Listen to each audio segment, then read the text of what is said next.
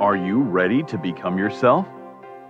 For years, dozens of people from all walks of life have turned to this one man, Leslie Tanner, desperate for the tools to reshape their life in our raised, godless world. Utilizing a unique blend of good-natured humor and brass tacks education, his innovative approach has helped innumerable people reach new levels of consciousness and personal power.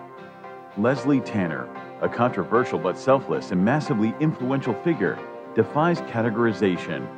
Since he and his life-changing program rose to fame, the expert class has desperately attacked him as a clown, snake oil salesman, or predator, attempting to silence him precisely because he is so effective at helping others become happier and more powerful in their own lives. From the most challenged, the mentally ill, handicapped, women, and mentally retarded, to the most successful athletes, entertainers, business owners, medical doctors. Regardless of your station, Leslie Tanner has committed his life to giving you the tools you need to transform your life. So, are you tired of being in near constant emotional and physical pain? If you could snap your fingers and have $1 million, would you do it? Is there a you buried deep inside whose power and will yearn to be expressed? It's a whole life-changing program. They get half of what I got.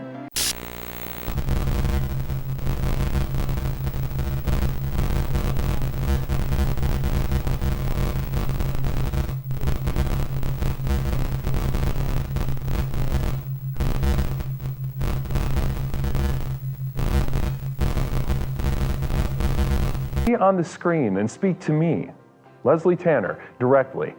Together, we'll tackle the most critical issues related to unlocking your true individual power and reaching your fullest potential. Let today be the first day of the rest of your life. Welcome to Explorations.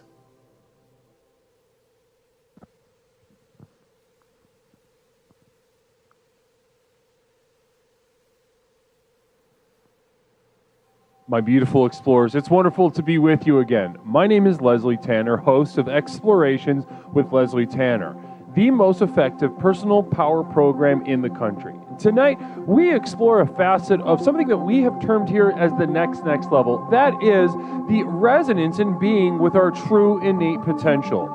As we doggedly pursue this next level, we ask the question, what are some foods of the next level? That and much more tonight on Explorations with Leslie Tanner. Good evening, my explorers. How are you all doing? Namaste to you. My name is Leslie Tanner, host of Explorations with Leslie Tanner, the program with which we explore the universe, both inside and out, to unlock and unleash the power within. A power that you've vaguely sensed you possess all along, but have been afraid of. Let's be honest, you've been afraid of it. The fact that this power has coursed inside of you since day one has alarmed you, alienated you to know that you could easily overcome your challenges, your problems, put more money in your bank account, find that special someone that is on the tip of your tongue, just out of the reach of your fingertips, that has always stalked you. It has not been a thing to aspire to. It's not been a thing. You put these inspirations, you put the quotes, you put the workout programs, you put the diets, you put your degrees, you put your etc. in between you and the next level. In between you. It was never a means to get there, ladies and gentlemen. And here I am with the most effective personal power program in the country to tell you how badly you have been absolutely destroying your chances at truly becoming. In order to do that, ladies and gentlemen, we take a different approach, a simpler approach, yet a more profound approach. We take a look at the universe as it is, as it presents itself, and explore all of those things. And as we do so, we employ the 4 basic tenets of the program, and in doing so, we become. We become that which we were meant to become, that which we were avoiding becoming, by employing the 4 basic tenets of Explorations with Leslie Tanner. Namaste to you. It's fantastic to be with you. It's been way too long. I was cooped up in the studio all weekend preparing materials for my community of devoted light. at patreon.com. The real hard-hitting materials that not everyone is ready for, but those who have elected to prioritize and invest in themselves and as well as the community and the program, they have availed themselves to some really, and a growing library of exclusive materials over at the Community of Devoted Light at patreon.com. More details about that coming up in a little bit. But if you feel called, ladies and gentlemen, if you have seen the magic of this call-in show, the beginnings of the program already transforming thousands of lives from coast to coast, regardless of race, age, creed, color, religion, man, woman, or some other thing that you, whatever box you tick, whatever thing you are. I don't really care, gay, straight, any other, a metrosexual. You know, back when I was crystallizing as a self, sort of in a very important time of my life, there was a certain thing, a certain categorization of someone termed the metrosexual, if you would believe that, the metrosexual, and you know what happened? What happens to everything? What happens to everything, good or bad? The march of progress, the creation of new terms, the updating and progress of the framework by which we understand ourselves and the world around us.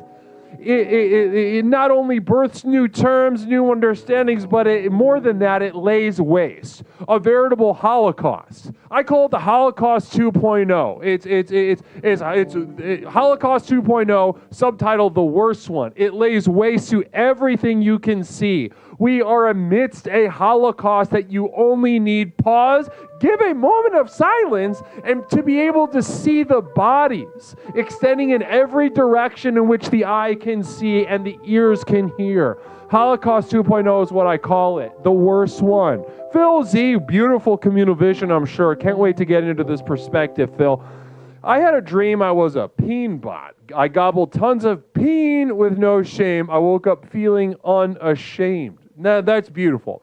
That's absolutely gorgeous, and I really appreciate you sharing. So Phil Z, the depth and the nuance of the closet in which he is pretty much cemented in at this point of his middle age is taking on a different hue. Every single stream we see something like this from Phil Z. Blessings to you, an explorer since very early on in the program, and one that we cherish here. Blessings to you. No.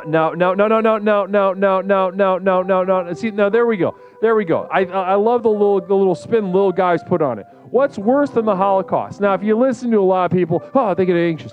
They get afraid. And they get afraid because they know there is an answer. They don't get afraid because how could someone possibly think of something worse than the Holocaust? Well, you know what? How about this? 2 Holocausts. That's easy. That's worse. That's twice as bad, at least, as far as I'm concerned. So, in the frameworks, the mind control that is put in place to keep you from really exploring the universe, all of God's creation, so to speak. And it is important that if we are to confront God and become ourselves, we need to square ourselves against our Creator, that which could possibly be is our realm of exploration. Quite simply put, namaste. Blessings. Wow. Beautiful electricity coming from the chat tonight, guys. Great to see you. Great to see you. Welcome, Raiders, by the way. You're not sneaking by me. You are not sneaking by me. No sneaky Pete's in here. Hold space for my tribe. Did we get a shout out for Hold Space? Can we get a quick shout out from one of my moderators for Hold Space for my tribe? Absolutely amazing streamer. Tremendous energy over in their chat. Every single time I pop in there, it's wonderful. It's fantastic. I'm entertained. I feel connected. And Mother Nipple Bottom. Beautiful. Can't wait to get this perspective and then get into a little bit of a you-know-what coming up in just a second. Ooh, dream episode. Level up the food. Fuck hot dogs. Give me foie gras. Give me foie gras, Mother Nipple Bottom says. And I love that. That lust for the nice stuff, the good stuff. Oh, my goodness gracious. Well, guys, you know what? You know what time it is, everybody. It's time to dial in that energy. Dial in that energy. Up there.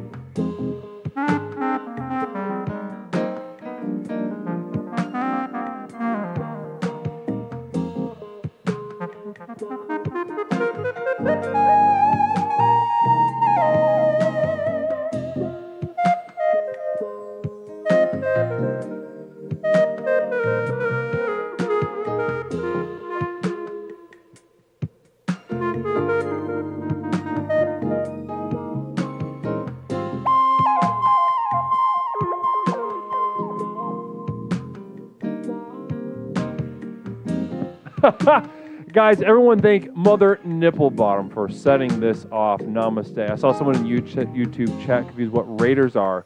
I hope they well, YouTube, guys, this is multi-streamed to both Twitch and YouTube.com. Twitch and YouTube.com. Twitch has a little thing over at YouTube.com. Guys, listen up. Over at Twitch, what we got over here at Twitch.tv is a little thing called a raid. What they got over at Twitch.tv is a raid, where one channel, a stream ends, and they take their crowd, they give it to another channel. Wish YouTube had a functionality. But that is what just happened. Thank you to Mother Nipplebot for setting off the Jazz Express. Thank you so much, Ellie Benelli. One community sub. Blessings to you.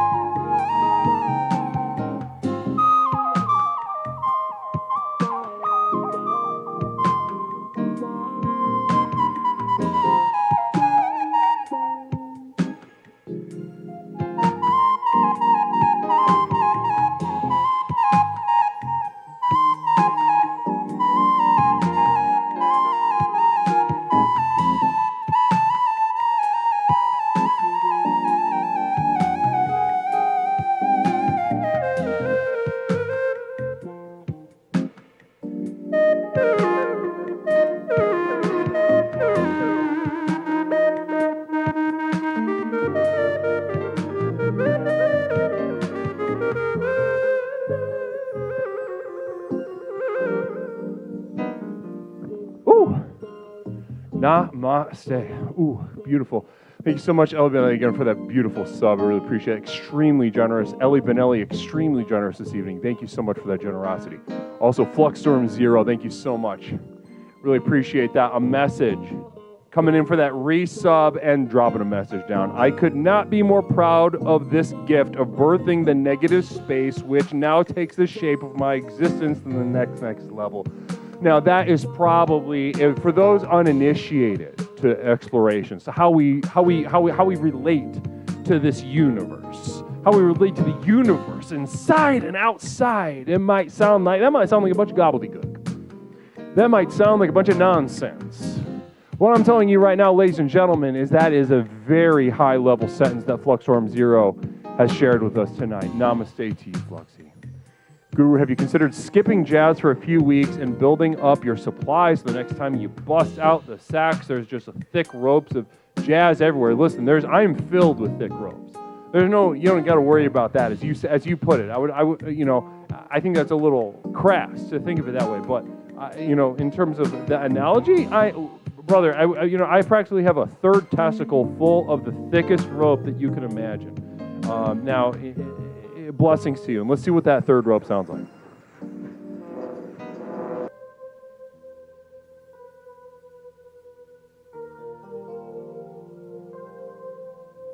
I guess not. I guess we're going to wait a little bit on that. Well, namaste to all of you. Thank you so much for participating in a Jazz Express. I love sprinkling a little bit of a jazz at the beginning of our programs together, really dialing up the energy, dialing in the focus for the stream that is to come. And that tonight is about foods of the next level. So tonight, those of you that over at YouTube, I sense a couple new people over at YouTube. Welcome. First of all, welcome.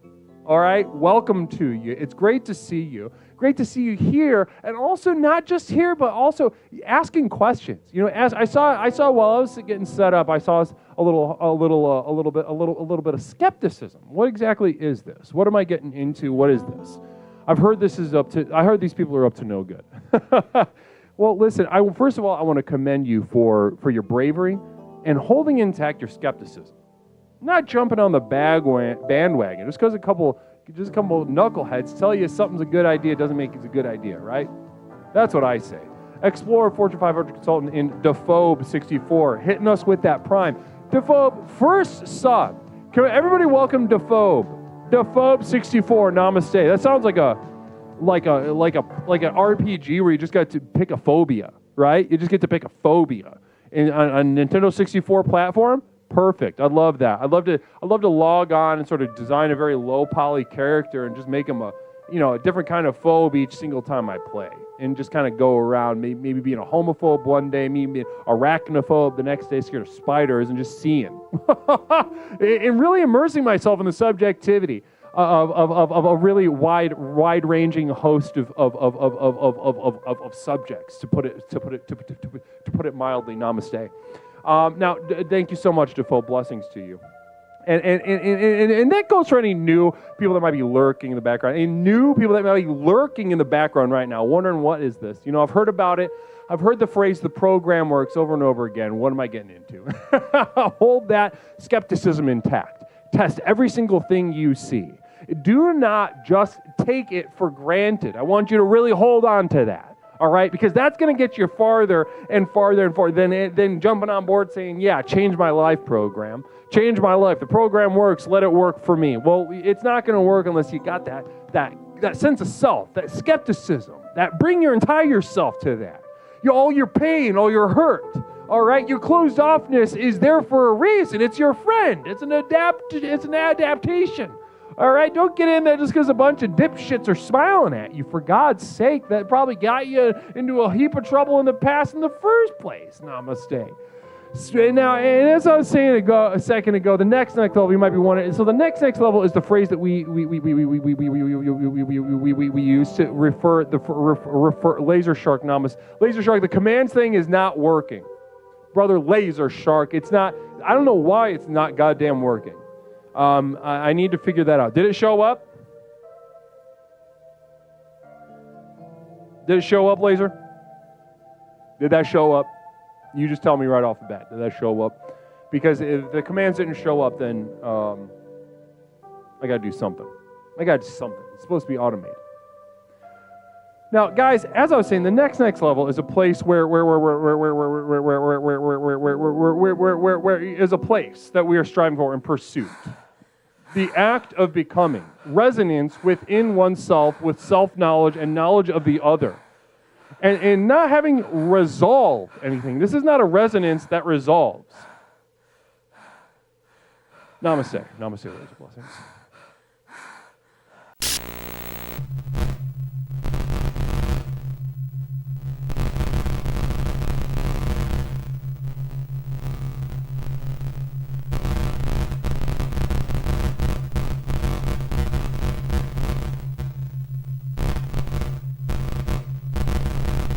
Point, can you give someone a useful phobia? Really interesting question. Can you give someone a useful phobia? Now, my response to you, Mother Nipple Bottom, can you give someone a useful phobia? I think fear in general. Let's set aside the clinical word phobia, right? That kind of means that it's like, oh, this is disordered. This is no longer helpful. Let's just look at fear in general. And for me as a legally licensed therapist, as a clinician, with decades of experience under my belt, I would it is my opinion that fear be looked at in context. You know what I mean? Fear always exists in relation to something, in an environment.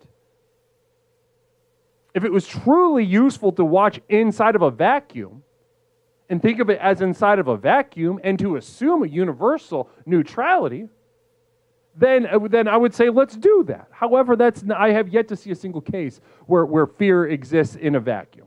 So in terms of your question specifically, can a phobia be useful? I would say absolutely. Let's say you grow up with a pet spider, right? And you are thrown into a dungeon of venomous spiders. Now, you're very athletic. All right, in this scenario, Mother Nipple Bottom, you're extremely athletic. Cardio, your metabolism's good. You got a good meal in you. You've also just been weight training, so you're feeling good. You're feeling confident. You're feeling strong. And I set you in a dungeon of spiders, venomous, massive spiders. And you grow up with the experience, oh, I love spiders. They're not going to kill me or hurt me. They're my friends. But in this situation, even a second's hesitation can mean your death, your demise. And now, if it was my job to train you in that situation, I would brutalize you with a phobia. I would hold your eyes open, Clockwork Orange style, and make you watch the worst, goriest, most violent videos possible, and then just show you spiders. I'd show you an ISIS beheading video. I'd show you any manner of snuff video, and then I'd show you a spider. Even a daddy long leg, right? I'd show you a nuclear explosion, footage from the Holocaust. Next frame, a little tiny jumping spider with a cute little fit. Yeah, fuck those too. That's what I'd be doing. That's how hard I train you, and that's how much I believe in fear in the proper context. Namaste. Hopefully that gets you where you need to be. Now, guys, I want to explore foods at the next level with you, but a couple of announcements beforehand. Now, first of all, guys, I have a P.O. box, a post office, a communal vision, before we even do that. We got a Mother Noble bottom. I see. So I gave my gang a fear of leaving dishes around. They never do. I get very angry. Scary mother. See, beautiful. I love that. You used your power and emotion and instilled fear to control others, to bring yourself about, to bring your ideal present moment about. And that's beautiful. See, already we're already exploring fear in a very productive way. Beautiful. Namaste. No. Guys, as I was about to get into this. Who did that? Godspeed, you son of a bitch. Namaste. Well, guys, I do have a P.O. box, and I love getting stuff from you. Postcard, letter, package, any dang thing you want to send me. Send it to P.O. Box 47621, Chicago, Illinois 60647, and I will open it on air. And funnily enough, tonight after the break, I will be opening a piece of mail from German royalty. German, I don't know if you're here, I got your stuff finally. Blessings to you. Fisk, thanks so much for that single bit. So I'm not reading that message, you didn't spend enough bits. But also, guys, a P.O. Box, send me stuff. After the break, after the PP break, I'm going to be opening this little thing from German royalty. You know, in the past, he sent me about 800, as we've gone over, he takes pictures from photo booths at the mall and such places, and I have about 800 photo booth pictures of Hispanic teenagers littering my studio. Really beautiful little snapshots of vulnerable moments of complete strangers. Usually, you know, I would say average age, 16 years old. And average race, Hispanic. And it's gorgeous. It's brought a really kind of a sort of hard to predict energy to my. So when I invite people in here, they're like, whoa. I thought I had an idea of you. What's going on? And eventually they just get used to it and start to enjoy it like me. Namaste. Thank you so much. German royalty. And we'll be getting to your letter after the break tonight, as I said. Namaste to you. Now,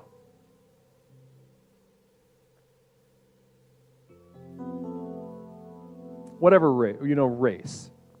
Well, it's really fun to think about race, especially as a construct of the white European liberal, general, a descendant of the Great Enlightenment, of liberalism in general. They love categorizing shit, and they love saying like, "You're this."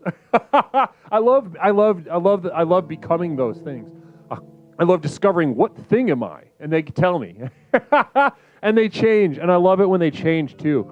I love it when they change. Homosexuality used to be a mental illness, and then they found out, they just woke up the next day like, "Oh, you mean I'm not insane?" And then it's fun when it goes the other way too. When mentally ill become like, just homeless pieces of shit that no one cares about. And that is all, it's really beautiful. These living on the border towns of liberalism's understanding and neurotic categorization really is a beautiful place to be. Beautiful place to see the stars. Now, guys, as I was saying just a moment ago, we have one more announcement before we open up the lines. And we are looking at, now, as I said a second ago, communal vision before I even do that. Larry Picklejar, I look forward to the day when stomping on birds is no longer a mental disorder, but is thought of as having fast reflexes. Thought of as having fast reflexes, says Larry Picklejar. Couldn't agree with you more there. Couldn't agree with you more there. I've been lobbying for that specific one, because a lot of my patients have ended up in jail in my town. A lot of my patients end up incarcerated because they have decimated the pigeon and crow. People think crows are smart. They're not that smart. You can stomp them so easy. So easy. And a lot of my, kind of just fat, mentally ill, they're drinking an energy drink and they go nuts. They go absolutely nuts. And I try to tell people, stop doing it in front of families. Stop doing it in front of families. It's very disconcerting, and you can evade cops that way more easily. But, so instead I have to do the back end work on the lobbying for, let's get bird stomping. Let's get it out of the DSM, is what I'm saying. Maybe we could add another letter to LGBTQ, IA, and then maybe that plus could just also mean we could add another B, like a B. So, ladies, you too, listen, I want you to kill birds as much as anyone. I don't think it's a province of just fat, mentally ill, crazy people who were probably abused as children. I think it could be really beautiful for very just well-adjusted maidens, as they say. Maidens. Let's bring that word back, as well as metrosexual. Now, as I was saying just a moment ago, maybe LGBTQ could sort of, we could get a draft going, and they could, like that one David Chappelle skit, and bring the maybe bird stomping into the gays. A province of queerness? Why not? Why not? Let's launder. They're kind of like the laundry service, spiritually laundering many of the sort of inherent shame of being a human being and what have you. But that's for another night, guys. As I was saying a moment ago, I am telling you right now, if you are impressed by communal vision before I even do that. Communal vision. Bird stomping is a family affair. See, that's what I'm saying. It could be. Protect under religion, maybe. That's a way to do it. Protect it under religion. Make it a... I could see it under... we could code it however we want. We could make it a Protestant thing. You guys are crazy. Protestants are nuts. It's crazy how detached and anxious you guys are. Very neurotic. Why not take on stomping birds as like a dominion of man? Jews, stomp birds. Yeah. Why? I mean, nowhere near as bad as what Israel's been up to. Stomp birds. That's not even a big deal. Zionism. That's the trick. The Jews secular Jews that are pretty open-minded about the genocide. You could just kind of give a little elbow bump to your Zionist, cousins or whatever. Say hey, who else is taking really valuable land, and they have they kind of have their own trees, and you could birds. Why don't you guys fuck up some birds, right? Add that to. I'm just saying. I'm just whispering. All right. I'm on your side. You say that to them. Fram, we are thanks to Israel for normalizing bird stomping. That's what I'm saying. There's room there. Islam, bird stomping. Let me see how you could do it. I mean, the trick would be, again, here in America, you got to trick the libs because they're the ones that are going to launder it. So maybe give a little elbow bump, secular Muslims, give a little elbow bump to your cousins back in the home country or whatever. Tell them, hey, can you guys start stomping birds? We got some work over here. I'll give you the details later, but if you guys could start stomping birds and just kind of tell CNN that the right wing is trying to take... Well, anyway. Guys, my community of devoted light at patreon.com. Community of devoted light at patreon.com. Go ahead and click that link. If you would like the exclusive materials, a library of exclusive materials only available to my inner circle, you can join my inner circle tonight for the price of a cup of coffee a month. Go ahead, click that link, take you on over to patreon.com, where you can join my inner circle and avail yourself to very beautiful materials, podcasts, videos, music downloads, a monthly postcard. I just posted a podcast episode today, really gorgeous piece. We explored we used a case study of a homeless man that I've been working with. Really tragic case, but a lot to be learned there. Now, so here we are, guys. Theme, opening up the line, foods of the next level. Now, those of you that are new here wondering what's going on. First name. Now, here's what I'm saying. First name, Eric, Laser Shark over at youtube.com. What we're going to be getting into tonight is the next level. And if you're like, oh, that sounds culty. First of all, we can save that discussion for a different night. But if you're think of the next level as becoming who you were meant to become. Think of that lack of resolution inside of you. That feeling that I am not quite there yet. And that's where we're headed via the next level. And tonight we're talking about the foods. So, guys, foods of the next level. Certainly, I could give you a long list, which we're going to be getting into all night tonight. A long list of the foods that I use to maintain my status within the next level. However, guys, I'm not alone in my pursuit of the next level. I am with you all. Namaste. I'm with each and every single one of you calling to the next level, yearning, maintaining, always yearning, and always reaching for the next level. So as we do so, ladies and gentlemen, what foods do you eat along the way? What foods have you learned to avoid along the way? Can't wait to get into it with you. 708-240-8953. I've got a request to say, I've been growing my hair out like you, Leslie. Eric, you do it. It looks great. I would love to see. Can you post a picture of it, please? I would absolutely love to see that. Namaste. A quest to say based seagulls. Did you just trick me into saying a slur or something of the penis or something like that? Did you make I've been tricked like that a lot before. That basically, they start. It turns into this where they say, "Oh, I just tricked you into saying I'm gay" or something. Is that what happened?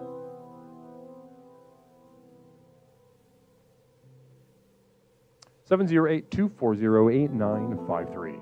708-240-8953. Leslie spelled I cup.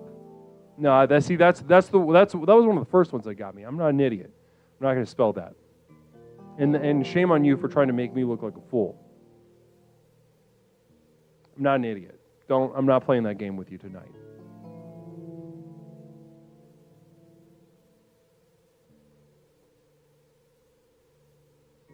I'll do it too. We can post in chat. I'm not going to be doing that. I'm simply not going to be doing that.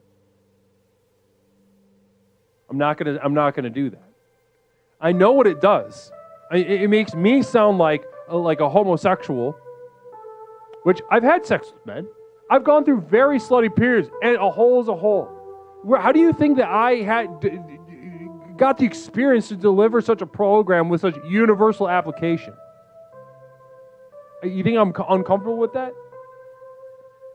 But you're not going to trick me. You're not going to shame me. I know why I'm ashamed, and I hold that intact. I protect that. 708-240-8953. Literally no one needed to know this. I just asked you to spell I cup. See, don't F with me tonight. Not me. Don't start with that.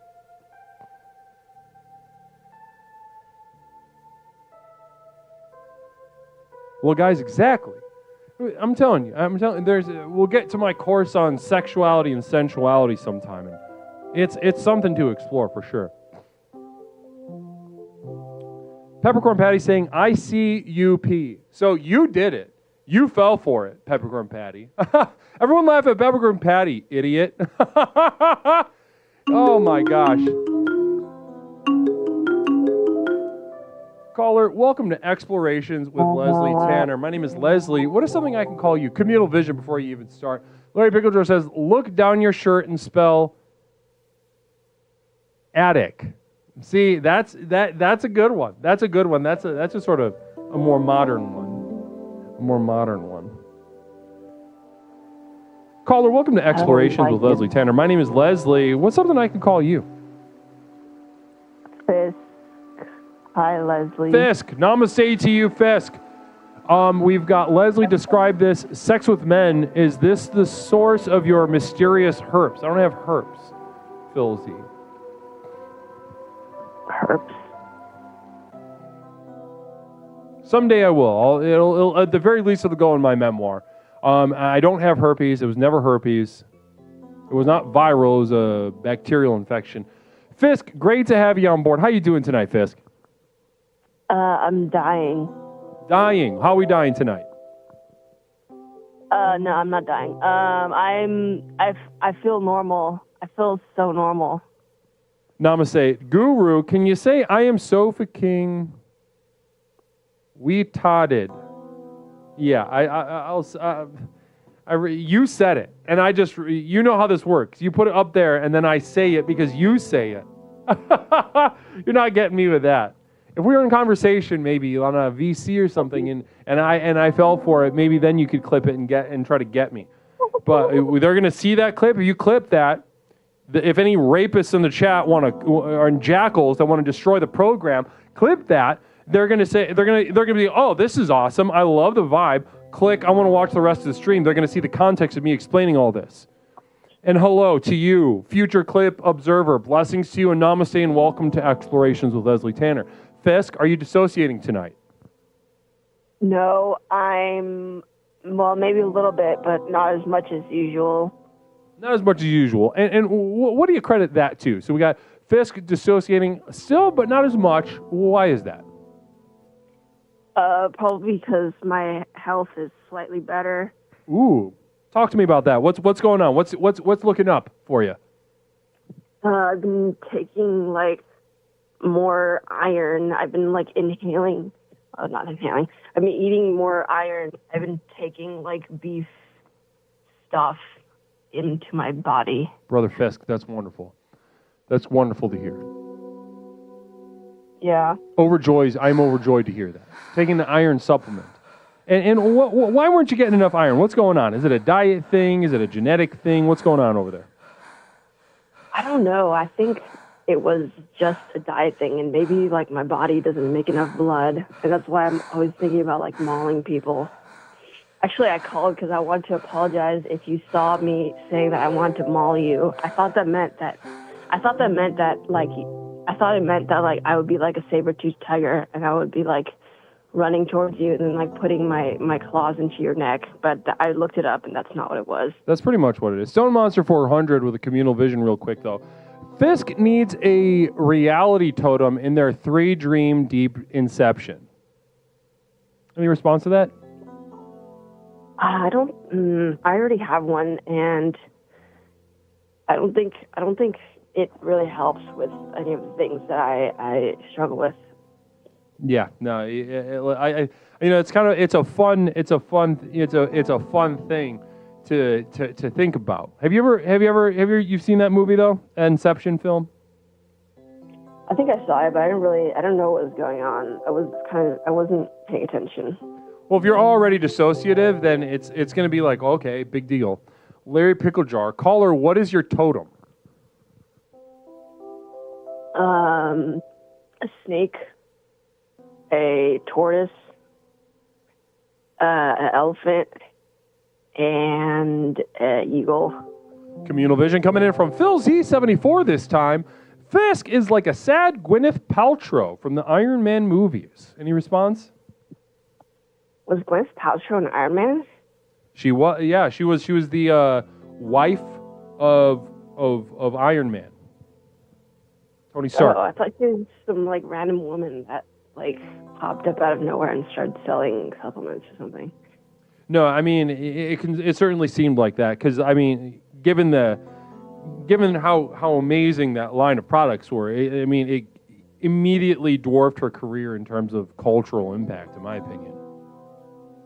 I think Iron Man gave me a fetish for robots. Really? You wanted to fuck a robot? I think so. I probably had it before that, and it just activated it. Yeah. What in particular? What was there a particular scene that activated you? I think there was like one scene where Iron Man is like, I don't know, he's like fucked up, and some like lady like sticks her fingers into his chest. You know, like that thing that's the circle. You gotta take his heart out of his chest. Doesn't that kind of make you like want to like drink blood, like drink cyborg blood? Actually, it's probably because I don't have iron. Yeah, Larry Picklejar, caller, did the fetish start with Iron Man or Small Wonder? What's Small Wonder? Don't know. No idea. Larry Picklejar is like in hospice right now. He's like 89 years old. He's probably imagining like one of the early talkies right now.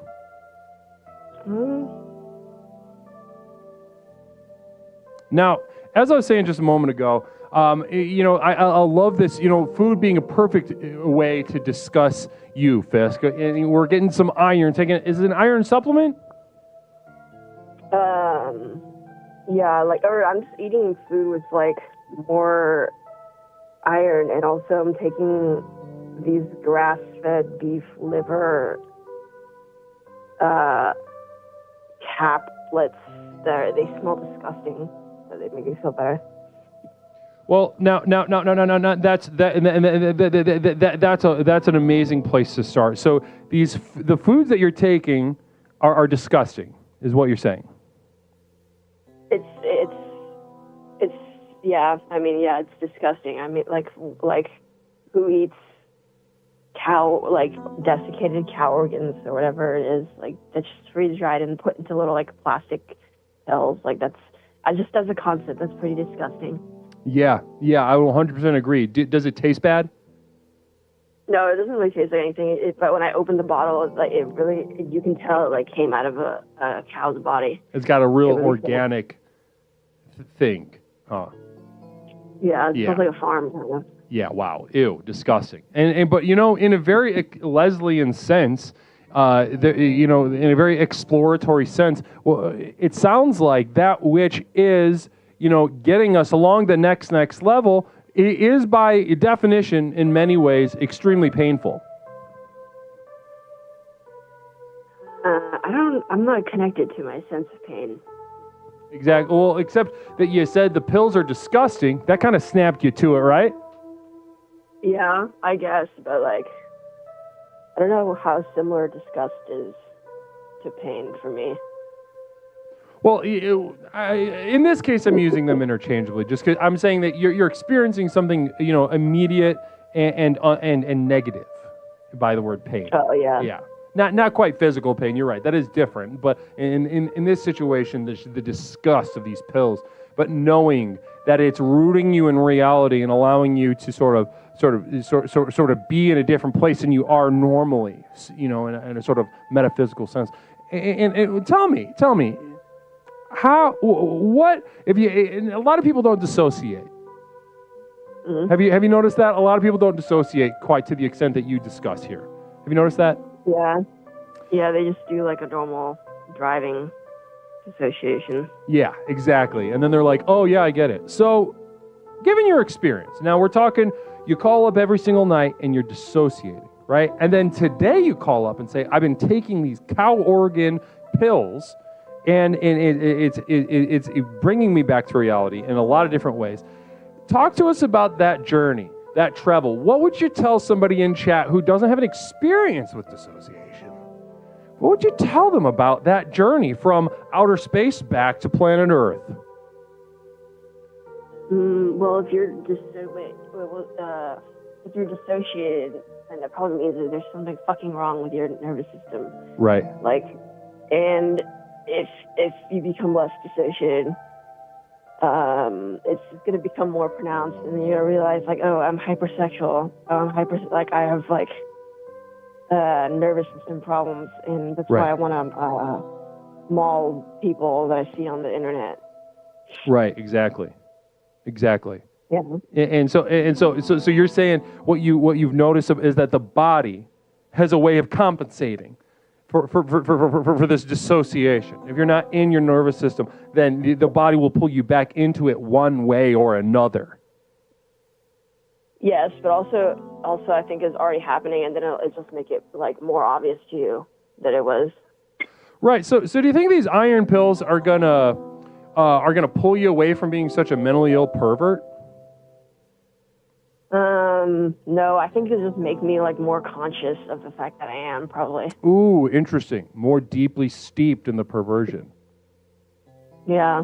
Interesting. But like, maybe, I don't know. I don't know if they'll make it more or less, or I'll just like keep at like a mid-level, you know?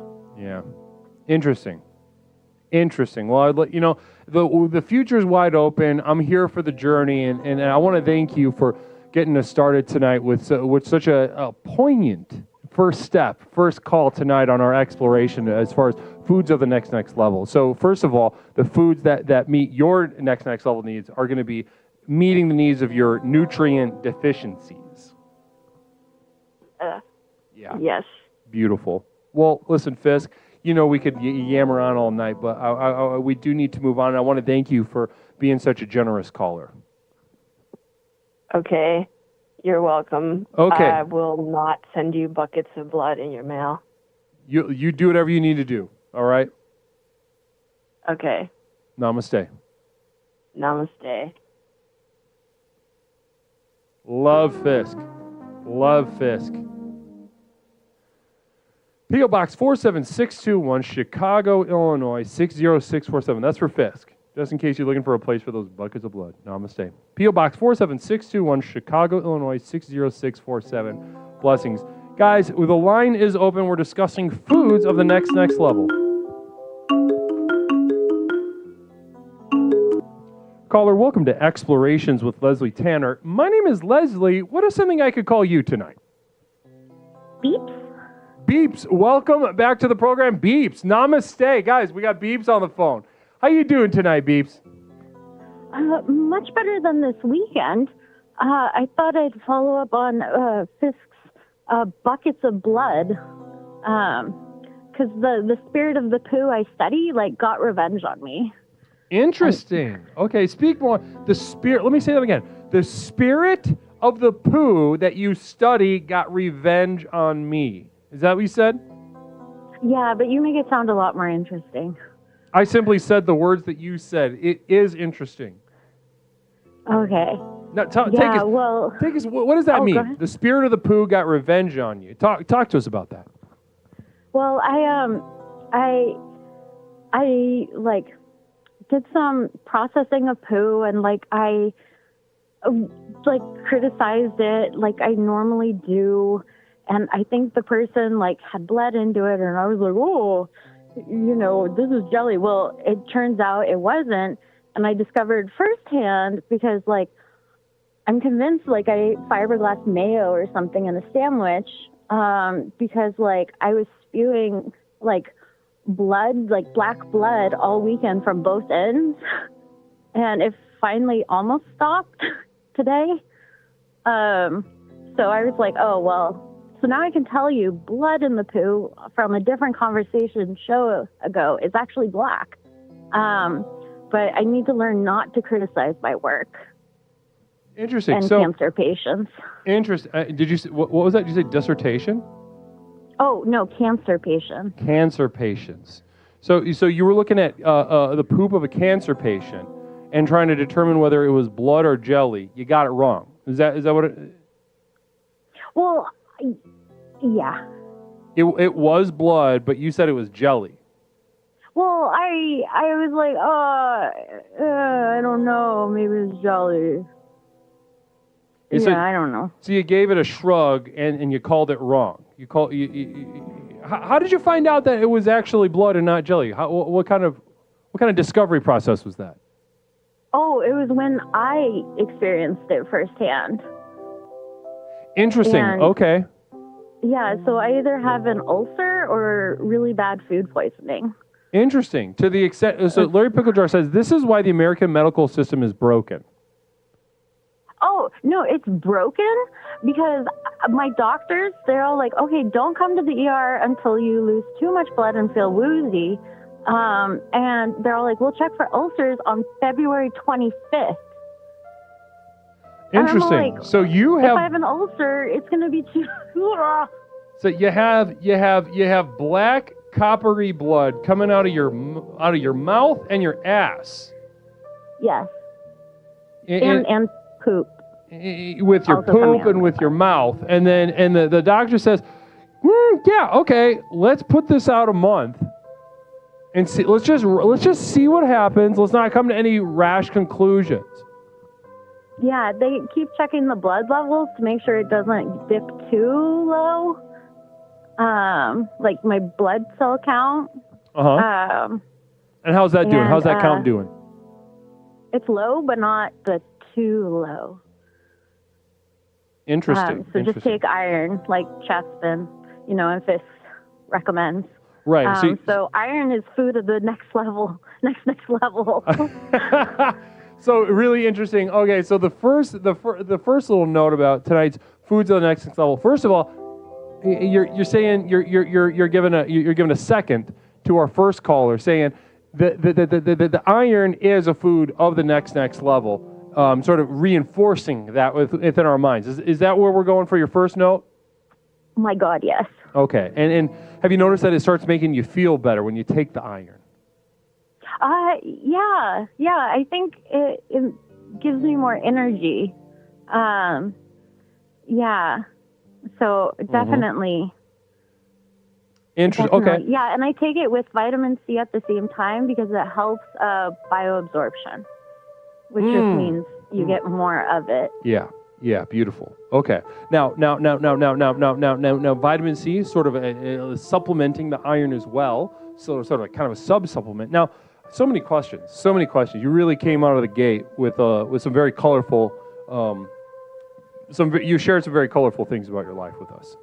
Oh, thank you. Yeah. Now, my first question has to do with, is the blood still coming out of your ass and your mouth? Not my mouth. Okay, yeah, so that's it's clear. That's settled. Mouth is fine. Yeah, that stopped yesterday. Okay. It started Saturday at like 3 a.m. though, because I could not stop choking. Could not stop. This is probably too much information for your part. Could not stop. No. This is beautiful. We spend all stream sometimes, people calling up, doing their little voices and whatnot. And I'm happy to indulge in humor, but here we're getting to some real brass tacks stuff, Beeps, and I really appreciate you sharing this. Yeah. So I just spent like the morning choking, and then occasionally would just lean over and vomit blood. Now, 3 days ago, vomiting blood, you kept choking. Choking on what exactly? Was it blood?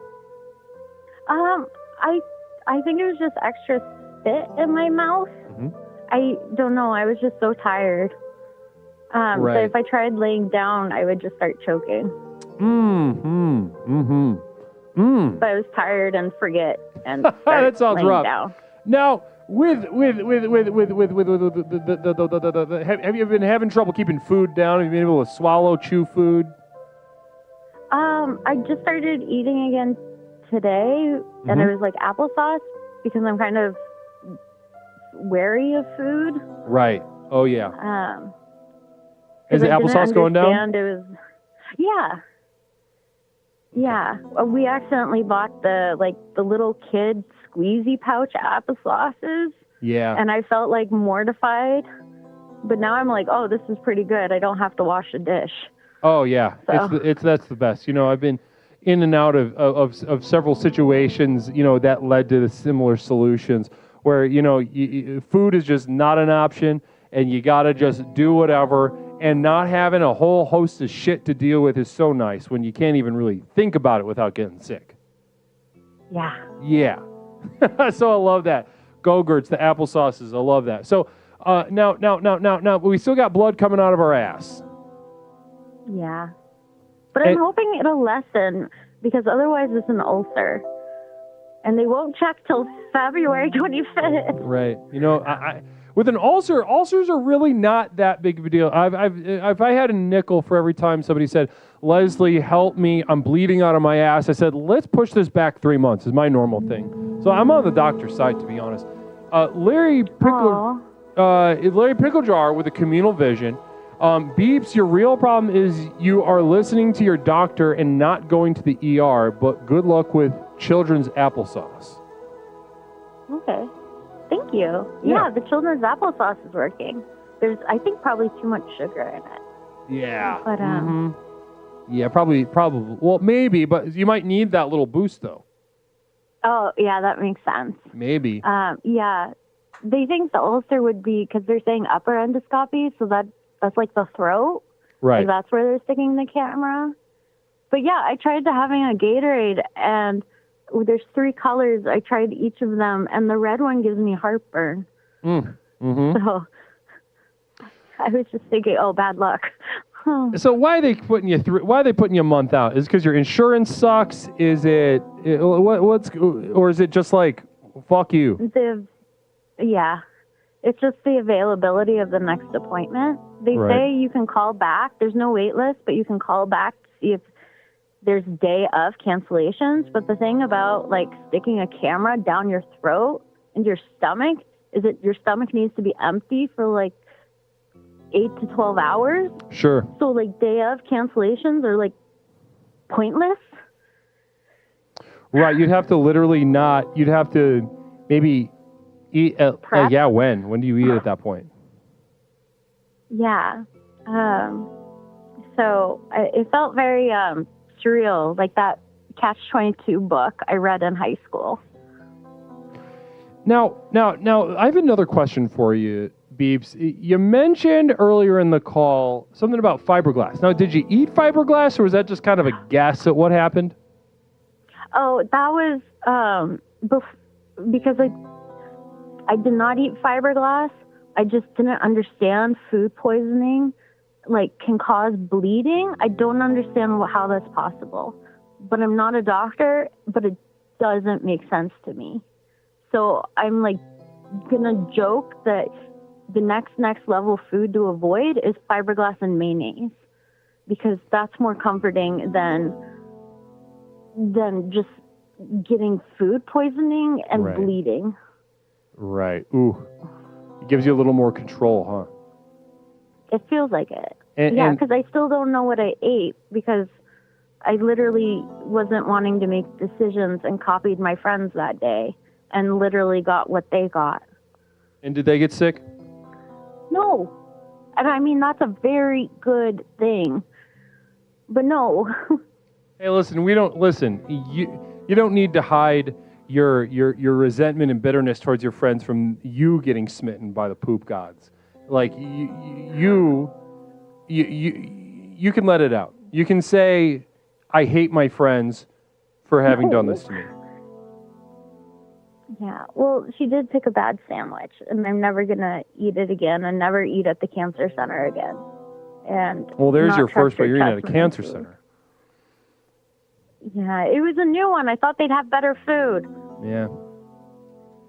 Well, and back to the very initial framing that you put on this, Beeps, putting that you're being smitten by the poop gods for, flying too close to the sun. Yeah. Flying too close to the sun. You've messed with, the territory of the divine territory, and now they've come to take back. They're sort of having a little turf war with you. Now, are you going to respond by pulling back? Are you going to change career, or are you going to double down? Once you get better, once you get back to work, are you going to just go back in there and really take those gods to task? Oh my gosh, I came back to work. Like, my boss was like, take some time off. No, I came back to work and made some take-home collection kits so I can get more poo to process. So I can criticize some more people's samples. Oh, love that. Love that. So you're not taking the day off. You're saying challenge accepted to the gods of bowel movements, of poop, of feces, of shit. You're saying, I'm here. And I will remain here. You're gonna have to kill me, and maybe they will. Yeah, I was just like, maybe I'll just skip that last word. There are maybe gods they can, after all. Soil my clothes, but not. I love that. Oh yeah, that was horrible. Like, I totally shit myself too, because it was horrible. Beeps. But no, I will take this on. Beeps. Yeah. Wonderful. And also, just to recap, Duncan did it. Do you ever ask your sample givers for, like, quote, for a deuce?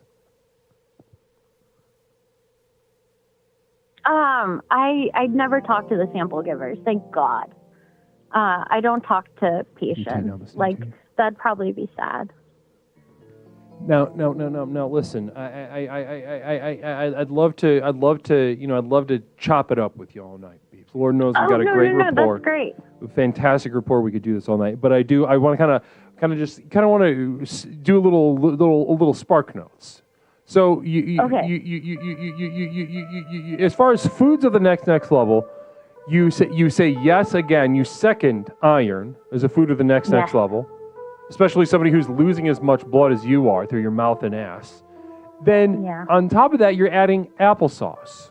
As somebody as somebody who's bleeding from their mouth and ass, you're saying applesauce is getting me to where I need to be within the realm of the next level. Am I hearing you right? Yeah, it's less intimidating. Wonderful. It is. It's soft. It's comforting. It's got a little bit of a sweetness. And then you're adding the first entry on the food that is not going to get you the next level. You are saying anecdotal evidence, but we take that seriously here. You're adding fiberglass to the list of foods that are counterproductive to the pursuit of the next level. Am I hearing you right? Yes, and that's not. Well, I mean, fiberglass and mayonnaise, it's anecdotal. Fiberglass on its own isn't. I was a stupid child and did art, and the stupid adult gave us fiberglass to play with, got it on my hands, and then licked my hand. Mm-hmm. Yeah, that was stupid. That was very mostly. Dumb. Children are retarded. Yeah. Yeah. So you can't even really blame them. Thank God I made it. Well, listen. Thank you. You're bringing a whole host of experience, a whole host of clarity to us tonight, and I want to thank you, Beeps, tonight for being so brave and giving us so much tonight through your call. Excellent. And Namaste. Hey, good luck with the bleeding out of your ass and stuff. I really hope that works out. Oh yeah, me too. Really. Yeah, it's kind of spooky. It's spooky. It's spooky. It is spooky. Perfect word. Namaste to you, Beeps. You have yourself a wonderful evening. You too. Bye. Bye-bye. Wonderful to speak to Beeps. Wonderful to speak to Beeps.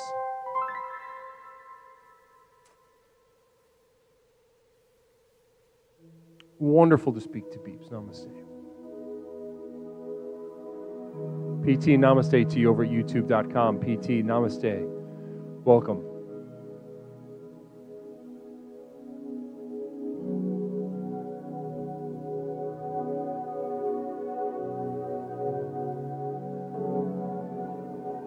Guys, one food of the next level? Celsius Sparkling Fuji Apple Pear. I feel tremendous. I love this stuff. I'm on the Celsius bandwagon. Love these things. The Fuji Apple Pear is a nice one.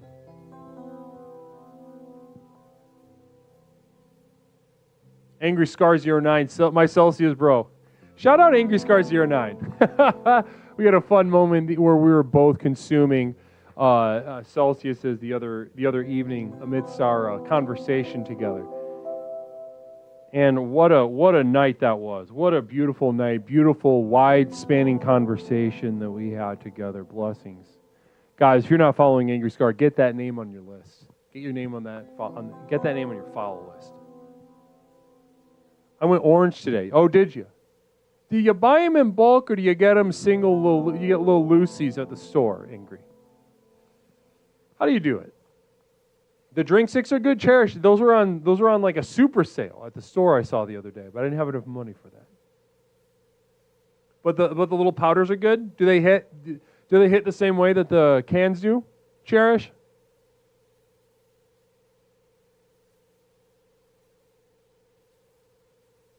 Is this a paid promotion? I wish. I'd love to sponsor Celsius. I would make such an amazing ad for Celsius. I would make such an amazing ad, period. I'm so excited to do ads on stream. Yeah, they hit pretty hard. That's what's up.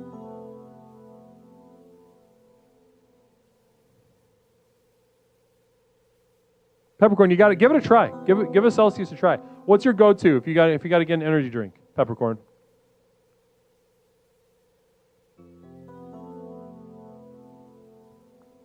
Jessica Nibblebottom, hello to the program. I made cookies. Namaste to you. Over at YouTube this time. Blessings to you, Jessica Nibblebottom at youtube.com. Red Bulls. Yeah, okay. So that's what I'm saying. If you like the Red Bull, I think I feel fairly confident in predicting that you're going to enjoy Celsius, Peppercorn.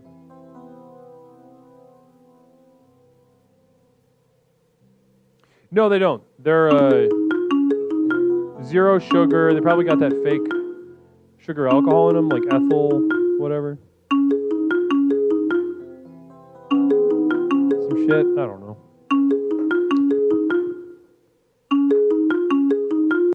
Caller, welcome to Explorations with Leslie Tanner. My name is Leslie. What is something I can call you tonight? Hey, Leslie, it's Toaster. Best friend Toaster. Guys, it's Toaster. Oh, this is wonderful, Hey. Toaster. How are you tonight? Well, hey, Leslie, just want to say up right off the bat, have to keep my voice down. My pillow pater's sleeping. She's so cute. Oh, your ball and chain's asleep in the other room? No, but she's right next to me. She's a pretty heavy sleeper. We were watching the Barbie movie together, and she fell asleep. And just to recap, this is your recent relationship. This is your most recent relationship. It's with how do you say the name again? I don't want to mess it up and offend her. It's Sa Ma Pillapater. Sa Ma Pillapater. SA'Pillpater.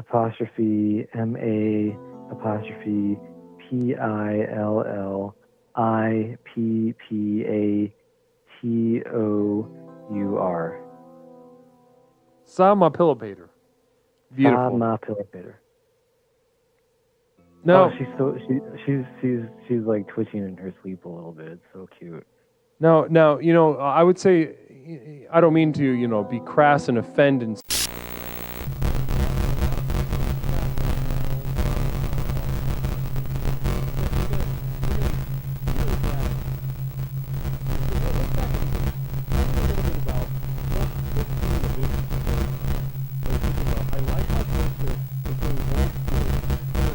A character who fucks weird shit.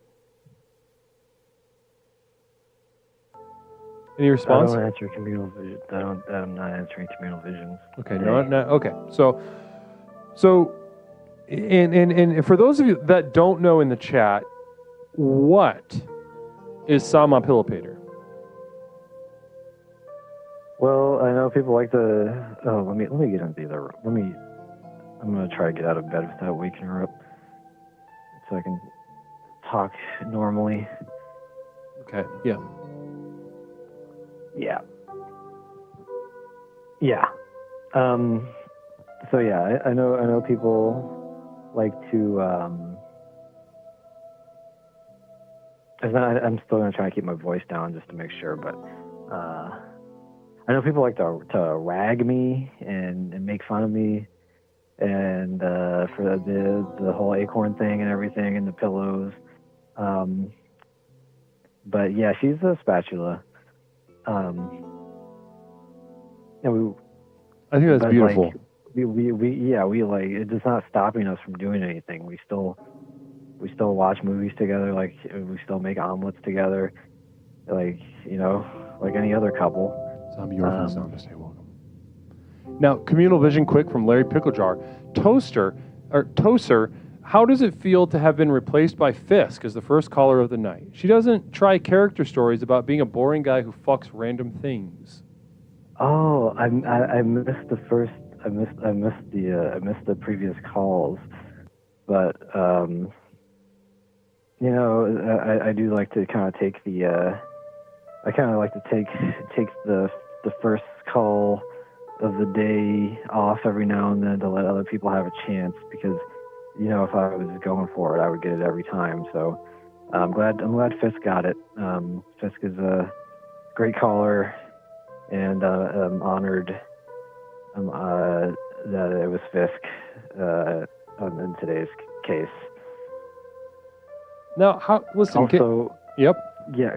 I just wanted to say too. Also, straight up, I want to apologize again for the situation we had on Monday, aka yesterday. I'm sorry. I proposed to you like that live. Put you on the spot, and that was wrong.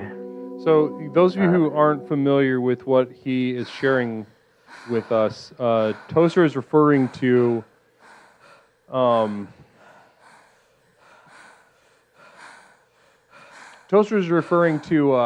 I went on Toaster's program yesterday evening. We've been doing these Monday night tarot readings, which are very powerful, and all credit to him and his community and his latent intuitive powers as expressed through and by tarot.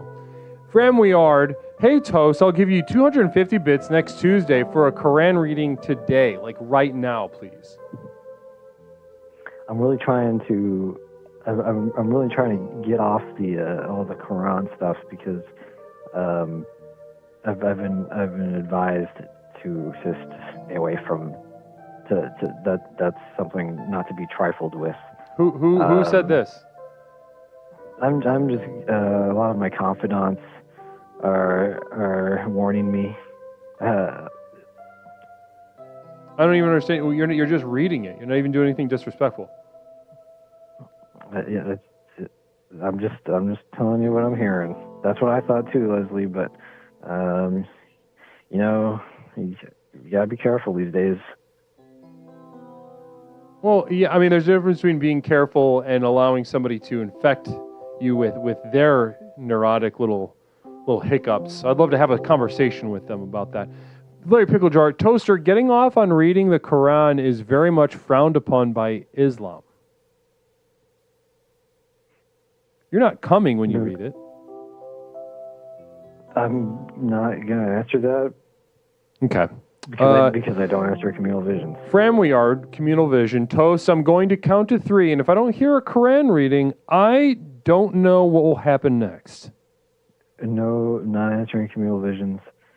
How can you tell when the spatula is asleep and when the spatula is awake? How do you tell? Because we were watching the Barbie movie together, and we like to talk through the movies. And she went quiet, so I figured she fell asleep. And this was last night or earlier today? No, this is just now. This is like an hour ago. We put it on, and yeah, so it's fine. We'll pick it up when she wakes up or whenever we feel like it, I guess. I kind of want to finish it, see what happens, but I don't think she'd be happy if I kept watching it without her. So just gotta wait it out, I guess. The Barbie movie, you said. The Barbie movie, yeah. Cool. What part did the little lady fall asleep at? The part, the song. Which one? The Ken song, I Am Ken? Yeah. Yeah, well, she might have fell asleep before that, but that's when I noticed that she was asleep because I was wondering why she wasn't saying anything because it was so awesome. So you made it a good amount into the movie, though. Yeah. But I'd like to see how it ends. Sure. Larry Picklejar with a communal vision. Toaster, sounds like you have a complicated relationship with Islam. Can you draw out how you and Muhammad interact in your mind? I don't really answer communal visions these days. I also wanted to make an announcement that we're both Geminis. Did you know that? Did not know that. Isn't that really cool? That is so cool. And I appreciate you sharing that with us. Communal vision, Duncan did it. Would you consider doing a double date, maybe some pizza and putt-putt golf? I'm dating the 9th hole, says Duncan did it. I'd love to answer that because I'm a huge Duncan fan, but I need to stay consistent and not answer communal visions. Communal vision from Larry Picklejar. It ends with her signing in for getting her new non-plastic vagina inspected.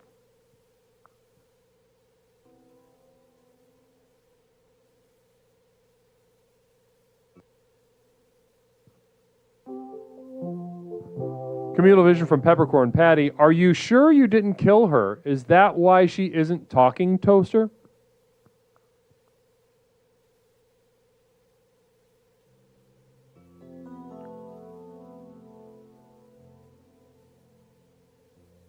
I'm here to talk to Leslie Tanner. No, we're talking tonight about foods, and you have been terminated. Namaste.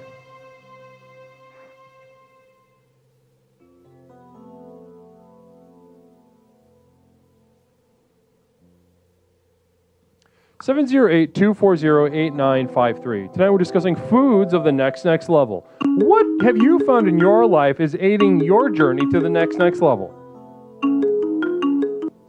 Caller, welcome to Explorations with Leslie Tanner. My name is Leslie. What is something I can call you tonight? Chris? Chris, welcome to the program. Chris, is this your first time calling, Chris? It is, yeah. Wow. Well, guys, can we make some noise in chat? Can we get some hype going in the chat? I want to see some emotes. I want to see some excitement. I want to see... Guys, we got a first-time caller in Chris. Chris, namaste to you. How are you? I'm doing great. I never thought that I'd get through to you. Right. It's gotten difficult, hasn't it? It just, I recently found your stream, and, there's just... I really do feel like I'm in an exploration, sometimes on Earth, sometimes perhaps elsewhere. Interesting. Well, first of all, I want to ask, how long have you been watching the program? Have you been lurking for a little bit, or how'd you find us? Let's see. Well, I was watching my friend Saffron's stream, and then they rated Great streamer. your stream. A peach. And they said, this guy's really funny, and he's really explorative, and I was hooked. In many such cases. Many such cases, Chris. Well, listen, in regardless of how you found us, I'm glad that you found us, and I'm glad that you just decided to dive in tonight, Chris. And credit to Laser Shark, namaste to you. Get some sleep. Get some Betty Bye, get some sleep. Rest those eyes, rest that mind.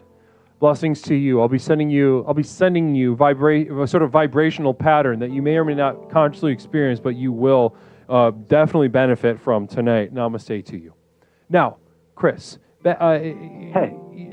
So Saffron, credit to Saffron. We love Saffron here. We're big fans of Saffron over here. We are. Yeah, how'd you guys get to be friends with? How'd you get to be friends with Saffron?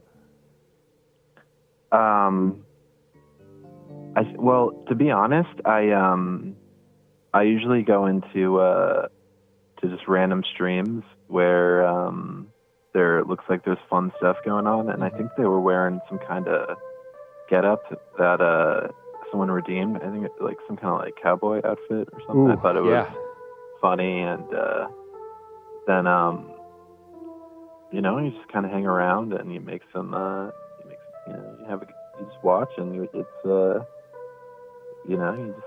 Oh yeah, for sure. You stick around, you're excited, because we've all been in that situation. We're browsing through a category, just chatting, or maybe the podcast talk show thing, and it's a lot of the same repetitive, like low effort shit, huh?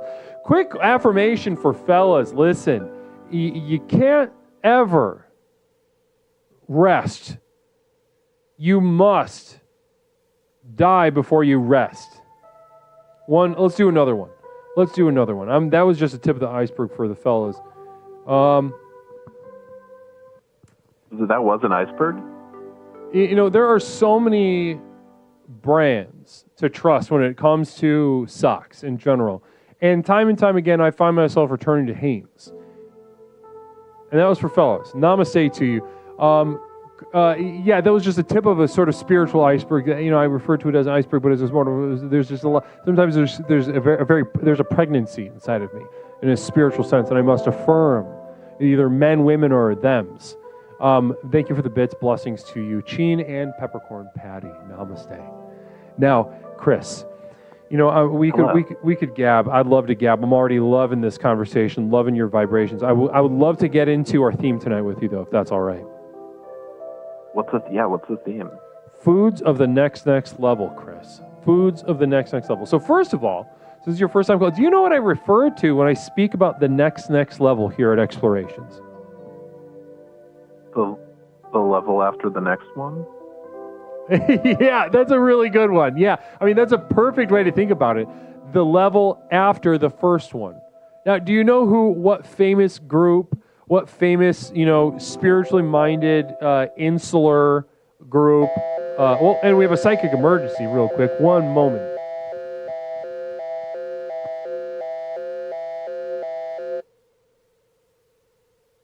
This is the Psychic Emergency National Alert System, also known as PNAS. We've interrupted this broadcast in cooperation with Explorer Framware to issue a psychic emergency. Cheer 300 Shoddy had them apple-bottom jeans, boots with the fur. The whole club was looking at her, she hit the flow, next thing you know Shoddy got low. Repeat. Cheer 300 Shoddy had them apple-bottom jeans, boots with the fur. The whole club was looking at her, she hit the flow, next thing you know Shoddy got low. We now continue with your normal broadcast. Yeah, beautiful, really beautiful sharing and raising that to the level of emergency. We do offer that here at Explorations, as you see over here on the on the list of things that you may use your bits to sort of guide our explorations. And if you have a message and a chat's not enough, communal vision's not enough, you can raise that to the level of a psychic emergency. And I have made the National Alert System for such an exact thing as that. Namaste. Now, the next level. And I was asking the question, what group, claimed to have access to the next level? Do you remember? Game developers? Interesting. Yeah, I mean, and they certainly have a next level within their community. However, I'm talking about this is a famous one. I'll give you a hint. They wore a famous set of Nike shoes before cutting their penises off and killing themselves.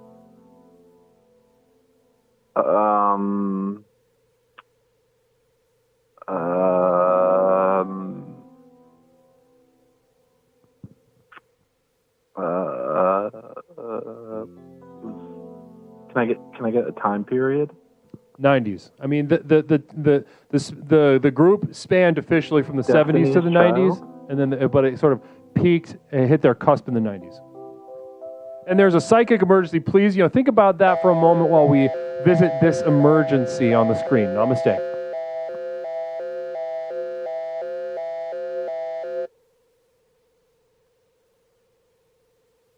This is the Psychic Emergency National Alert System, also known as PNAS. We've interrupted this broadcast in cooperation with Explorer Peppercorn Patty to issue a psychic emergency. Cheer 300 what you gon' do with all that junk inside that trunk. I'm a get you drunk, get you love drunk off my hump, what you gon' do with all that ass inside them jeans. I'm a make you scream. Repeat. Cheer 300 what you gon' do with all that junk inside that trunk. I'm a get you drunk, get you love drunk off my hump, what you gon' do with all that ass inside them jeans. I'm a make you scream. We now continue with your normal broadcast. Beautiful. Thanks so much, Peppercorn. Appreciate that. A lot of insight in those lyrics. I really appreciate you raising that to the level of an emergency. Namaste to you. Now, Chris, have you solved the puzzle yet? I can just tell you if not. It's not. I think it's the Wu-Tang Clan, right? The Wu-Tang Clan. I wish. But I gotta be. Oh wait, it's not. No. A group that cut their penises off and killed themselves. I don't think the Wu-Tang Clan. I love the Wu-Tang Clan. I'm glad they didn't go that way, actually. Oh, I didn't know they killed themselves.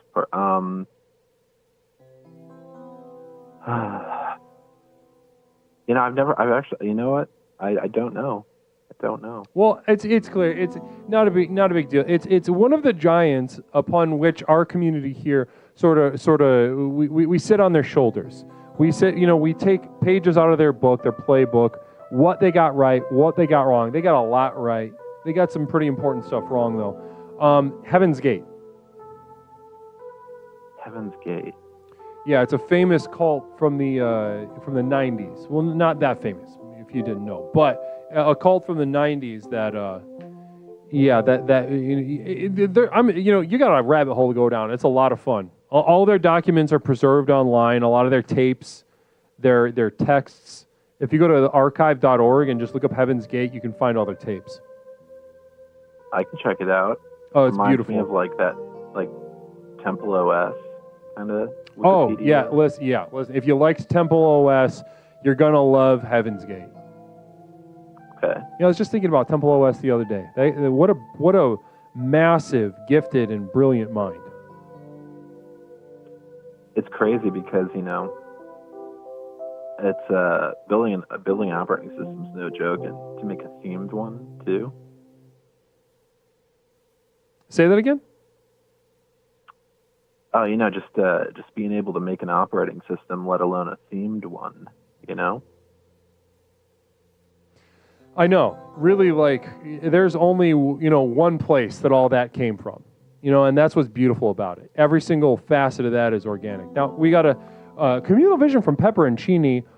I don't know how to pronounce his name. Uhura from Star Trek's brother was in Heaven's Gate. I didn't know that. Was that one of these docs? When we actually have another psychic emergency, Chris, please hold. Of course.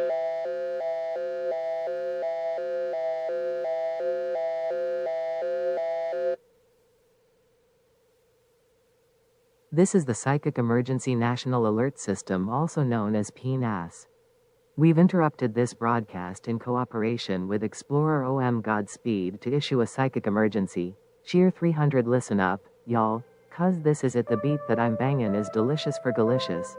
Definition: make them boys go loco, they want my treasure, so they get their pleasures from my photo, you could see me, you can't squeeze me, I ain't easy, I ain't sleazy, I got reasons why I tease 'em, boys just come and go like seasons for delicious, so delicious, but I ain't promiscuous, and if you was suspicious all that shit is fictitious, I blow kisses.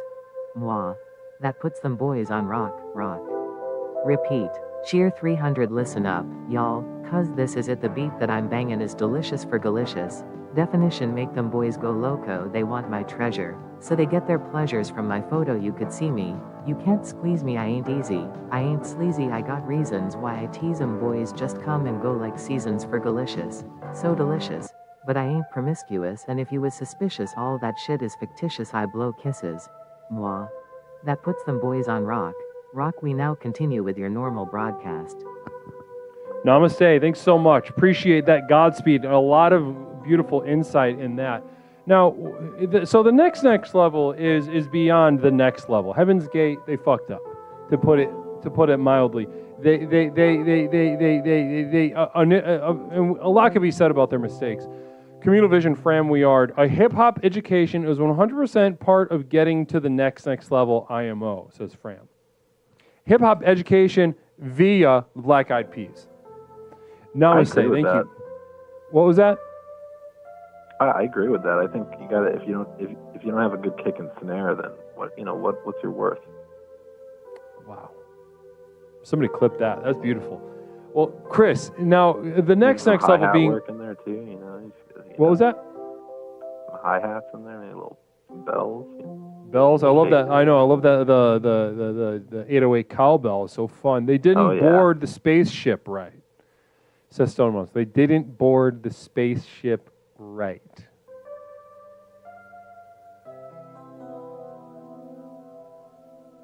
They didn't participate right, is what Stone Monster said. And you know, a lot can be said for what they got right and what they got wrong. You know, criticism, they didn't get on a spaceship right. That's a fine criticism, as I've seen. A fine as anything. Now, the next level is the act of becoming, the culmination, the peak of this program, an annihilating resonance by which self and other converge in unity and complete and utter destruction. Now, in terms of foods that get you there, Chris, what foods have you found that get you along the path to the next level? Well, I guess I was getting tacos for a long time at this place nearby, and I get a lot of veggies on there, and it was pretty, you know, I guess average. But then I started getting this like ghost pepper sauce, and the first time I had it, I was in pain for like an hour and a half. But now it like, you get the sweats, and it just like really feels like it's bringing you to the next level, if not like closer to death. But in a good, like, I don't know. But maybe on average, I don't know. I like, what was I eating tonight? I didn't understand what that last thing you said was. Can you say that a little more clearly? Dunkin' Donuts.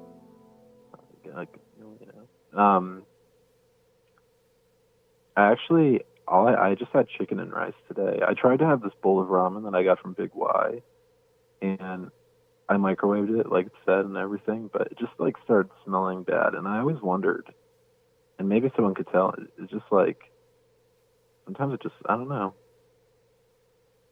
Wait, the question was what, next level? What foods get you to the next level? No wrong answers. No wrong answers. Pineapple. Oh, okay. Let's see. I could say anything. Let's go with pasta. I like pasta. So, and to back up a second, so what's important for you to get to the next level is just foods that you like. You want to like foods, huh? Oh, just like, okay. Is that important for you and your journey to the next level? I'm not saying. I'm asking. Is that an important criteria for you right now to the next level, that you eat foods that you like? I guess I'm always just in a constant struggle between foods I like and foods that I feel like nourish me correctly. There we go. Well, I think that has more insight than anything else. An irresolvable tension between that which you feel you should and that which you know you enjoy and are. Like, I feel like every morning I'd be fine if I'd be happy if I had like Eggo waffles with syrup, but then I also feel like I'm gonna die if I do that every day. And does part of you want to die, and that's why it's part of the appeal? Well, I feel like sometimes that I've already died, and I've just, something about the syrup or something, it just brings me back. Is it like a dissociative thing, or possibly like a spiritual thing? What's going on with that? You feel like you already died? Sometimes, I don't know. Maybe like next level foods help you transcend to the next level. Well, the next level went the way of the birds with the Heaven's Gate, but the next level, I think, is something that we are exploring right now with each other. And I liked what you said. I liked what you said about, you know, that point of confusion and tension between that which you enjoy and that which you don't enjoy but feel drawn to for some reason. And I think that so what I'm hearing is that the next level, as it appears to you, seems to oscillate between pleasure and pain, good and bad, comfort and discomfort. And some days it feels one way, some days it feels the other way. So what I'm hearing is keeping an open mind to foods and letting the next level itself, as it appears to you, determine the food that allows you to access it. Am I hearing that correctly? Yeah, I mean, I couldn't have said it better really myself. Beautiful. Chris, really profound stuff tonight. Really extremely profound stuff. Thank you so much.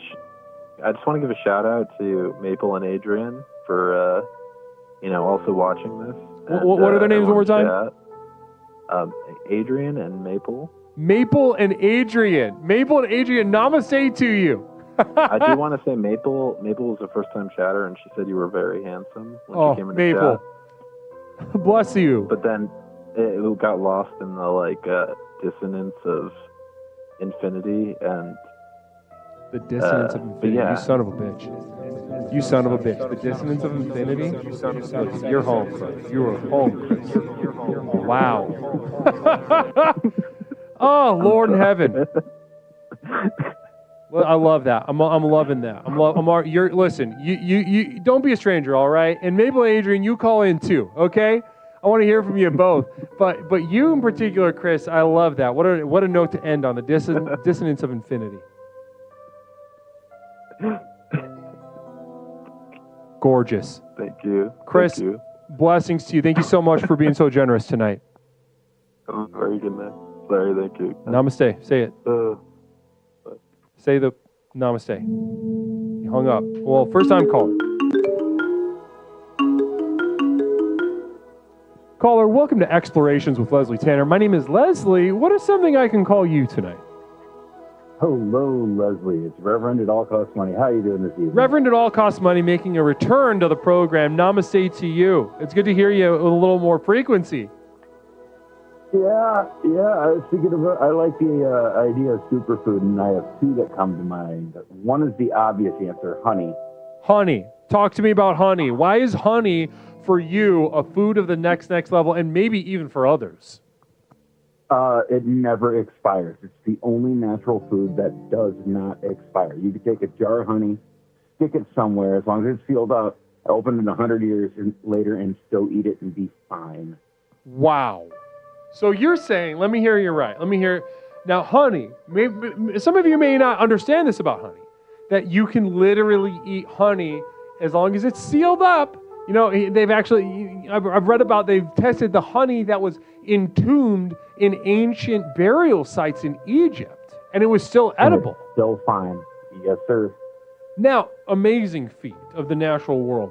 And Lord knows the natural world comes with a lot of negativity, a lot of bad stuff, but this being maybe one of the best things about it. Now, honey, what is it? You know, so you see that, and you say, okay, there must be something special here, right? I'm going to incorporate this in my life because this at least has got something going on, doing something positive. Am I sort of encapsulating your thoughts with that?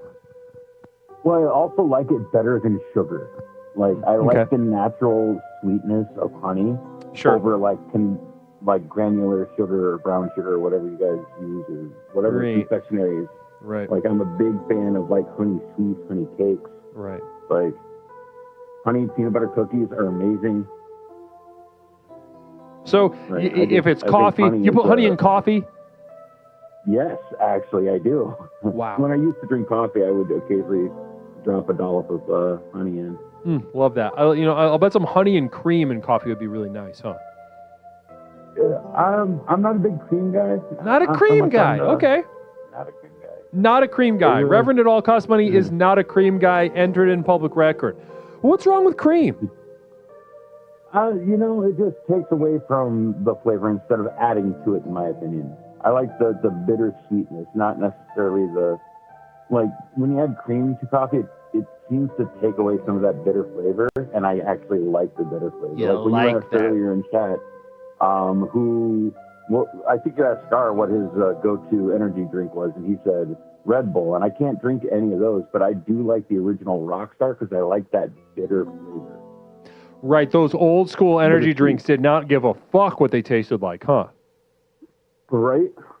They said, who gives a shit? They said they got a taste department, and on day one they said, close it down. We don't give a fuck about this.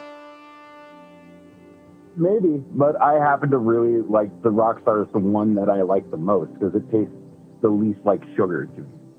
Right. Okay. Yeah. They said Yeah. Okay. So, how do you feel? How do you feel about sugar? All this sugar alcohol business. A lot of things toting 0 sugar, 0 grams of sugar, etc. But they put the sugar alcohol in it. How do you feel about that? Well, you know what? They could put cancer directly into the bottle, that's fine. If other people want to drink it, you go right ahead. I'm not here to judge. So you're calling cancer on it. You're saying you're the Babe Ruth at home plate saying, cancer, this is going to give you cancer. Probably. Yeah. But I mean, everything does. But I mean, sugar is just diabetes.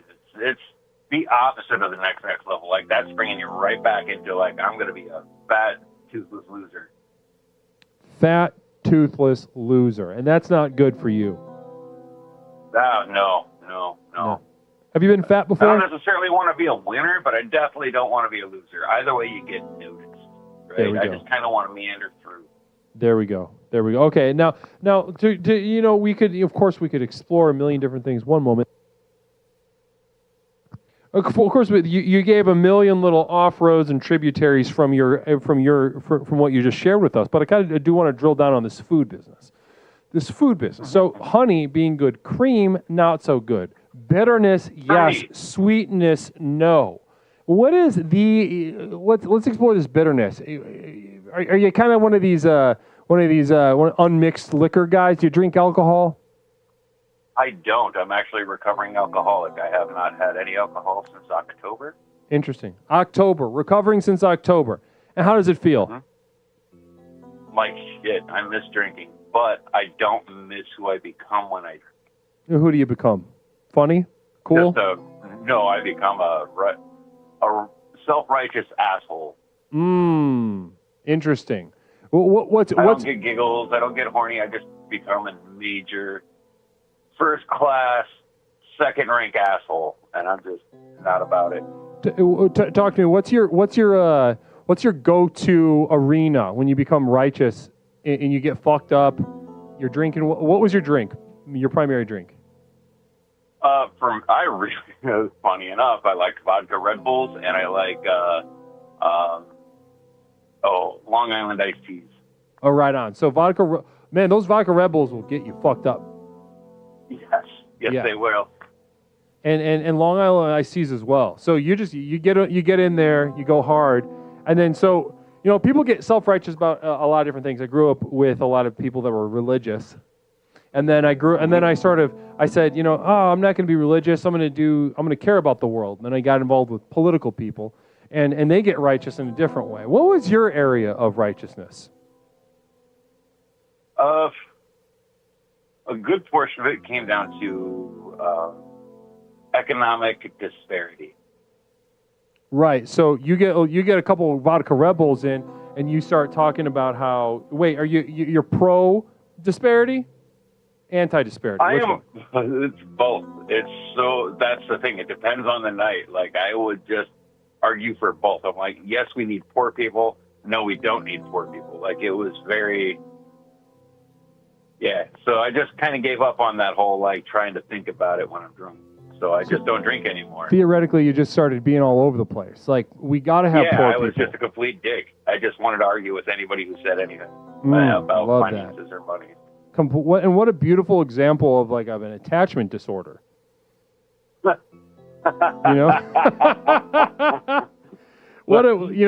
back and forth, that get away from me. No, this is right. Connect to me, please. I'm gonna throw a chair at you. Please come closer.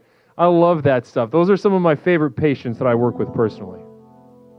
Fantastic. Now, the other food, there is a food that I don't necessarily think you could live on it, but I mentioned it in chat, and that's psilocybin mushrooms. Technically a food, technically can get you to whatever kind of level you really want to get to. Interesting. So mushrooms. I haven't tried mushrooms since it became a lot, like real European and artisanal. For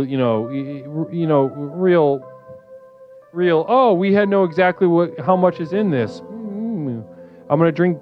I did mushrooms at a time when you kind of just put it in you.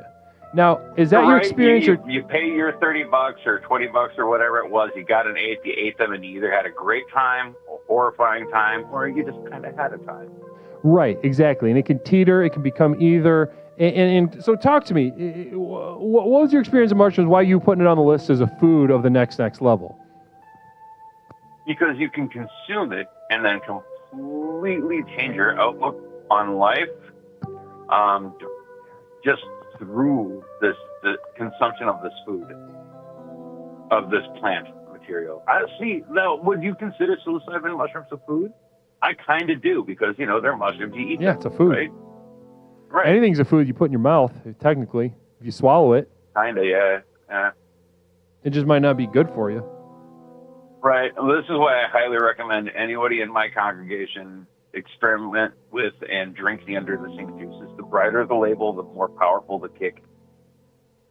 So you're saying drugs, and in some ways alcohol, but in your experience, maybe it was good for a while, but then you've determined this is counter the next level for me. Indeed, it was. It was counter for me, but I could see how other people. It brought me to the realization that if I continue doing this, much like heroin, I will be dead.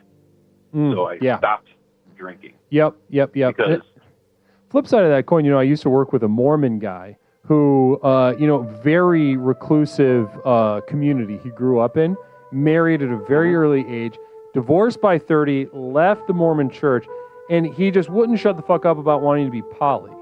And alcohol was actually a tremendous force in his life at that period of time. Normally, how annoying poly people are. But this one in particular, it was annoying, but it was beautiful. It was like one of those corpse flowers blossoming. All you can do is just bask in the organic blossoming of such a horrific but beautiful thing. And alcohol is an extremely important thing. To helping some people get to that level, I can certainly agree. Now, I wouldn't recommend it for everyone, but,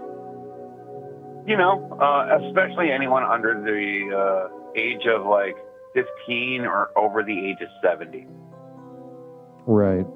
Under the age of 15 or over 70? You're saying yes? Yeah. Say no. Those people should not be consuming alcohol. I used to. I've seen some studies where they gave orphans psilocybin mushrooms, and not quite as high of a success rate as adults, but something to look into. Potentially. Yeah, in Eastern Europe, they were doing all sorts of shit because nobody cared for most of the 20th century, and they would just give all these orphans whatever. And a couple times they gave them psilocybin mushrooms, and these little Latvian kids running around out of their fucking minds. So eating listen. balloons and licking the mud. I know, eating their little kalachkis, but they're it's Soviet Union, so they're just kind of dying, and they're just it's all in their imagination. Right, Well, listen, I would love to we have a really great rapport at All Cost Money, and I'd love to explore even further. But to recap, some next level foods you're putting on the list. I hear kind of honey. Alcohol. As an alcoholic, I think that's very brave of you. Psilocybin mushrooms and honey. And anything you kill yourself. Anything you what yourself? Kill. Kill? Kill. K-I-L-L. Kill yourself. Exterminate. Anything you kill Deer, yourself. Squirrel, rabbit, cow, moose, wolf, whatever it is you happen to kill, it always tastes better than anything store-bought. Anything you kill and eat, it will always taste better and will always help you get a little bit closer to the next level. I love that. I love a good pro-killing message at the end of a call. So I really want to thank you for that. Pro-killing, pro-death, and pro-consumption of the hunted meat. Well, listen, I want to thank you so much for everything you've given us tonight. You've given us more than we could have reasonably asked you in the outset, and we're all benefiting from that tonight. So thank you so much. It all costs money. You are welcome, Leslie Tanner. Namaste. The program works. Namaste. The program works. Blessings to you, well, guys. Thank you to It All Costs Money. It's that time. I got to take a piss. I'm going to take a real quick piss, and we'll be back for the second half of tonight's program. Explorations with Leslie Tanner, exploring foods of the next level. A lot of entries for foods that help, that hurt, and everything in between. Guys, stick around. Allow this little moment to sort of clear the fog of your mind's eye, as well as stick around for a couple details about my community of devoted light at patreon.com. Tonight, you can access the library of exclusive materials waiting for you at patreon.com. Namaste to everyone in chat. I'll be back in just a moment. Blessings to you.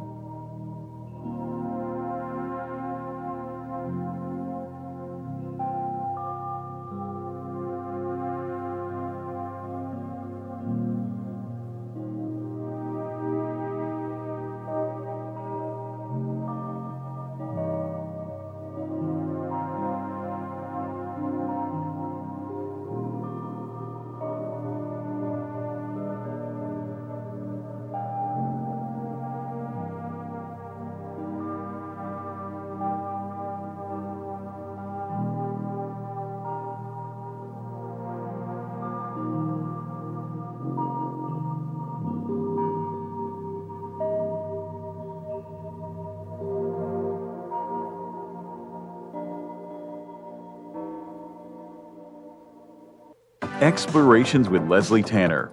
Since Leslie and his program broke onto the scene, Explorations has become the #1 best-selling and most influential personal power program in modern history. Millions of people from all over the world have gotten a chance to meet this truly remarkable man and utterly transform their lives with the power of Explorations. I listened to this introductory tape and I knew then and there, this is what I needed. I felt just so much better knowing there are a bunch of people out there suffering like me. I'm not kidding you. I think after the first tape, I knew, okay, I'm gonna be fine. I got such relief from the very beginning, starting the program. Now that you've gotten a taste of what this program is capable of, it's time to show you how to take your life to the next level. Here to tell you more about what is possible is legally licensed clinical therapist, author, coach, speaker, entrepreneur, martial artist, amateur musician, one of the nation's foremost thinkers, and our guru, Leslie Tanner. Good evening, everyone. Whether you've been with us since the very beginning and have watched Explorations work wonders in your life, or you're joining us for the first time tonight, I say namaste to you. As you've watched Explorations in action during our call-in show, no doubt your mind is reeling from the limitless potential you now know is possible.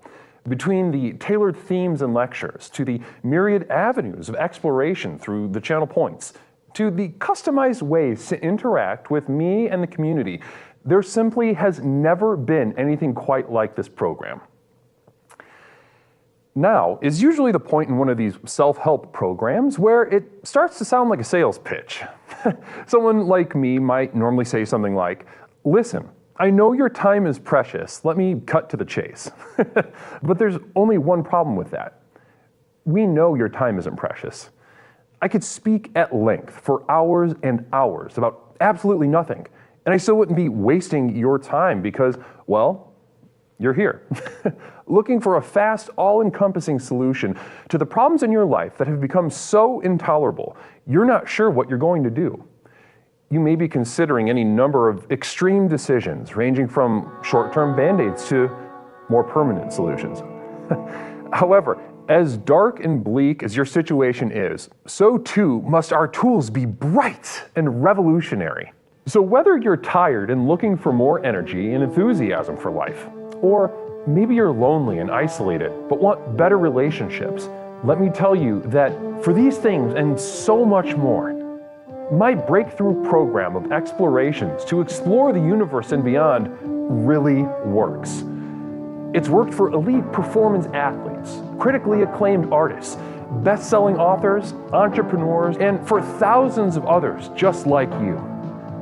I have been blessed by the universe for a brief moment that I now command upwards of $50,000 for speaking engagements.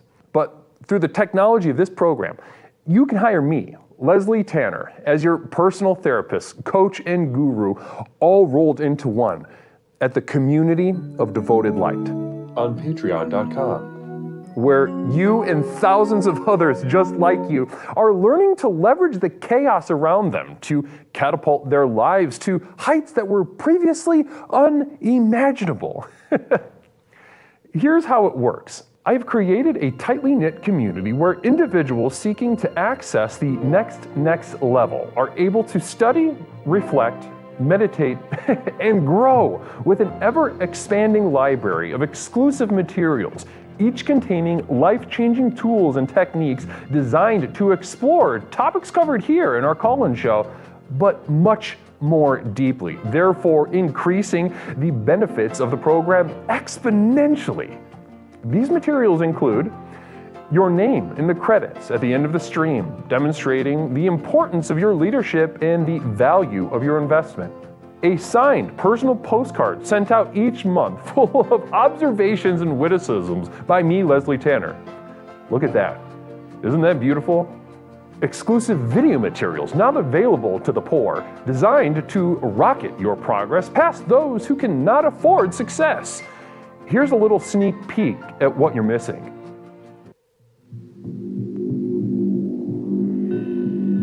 Now, the first thing I think of when I think of a hole, to be completely honest with everyone, is a sexual hole that I want to put my penis in. It's a thought that happens so fast and quiet that it hardly even happens.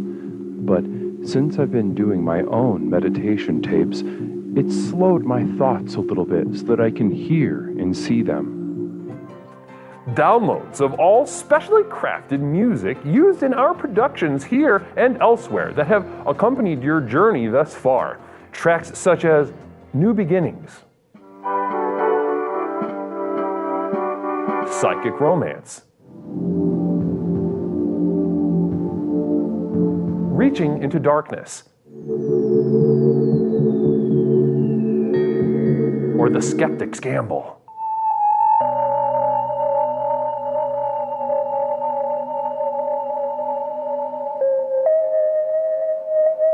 Exclusive archival prints such as these, channeled and honed by myself, Leslie Tanner, upon which you can guide your own meditations at home.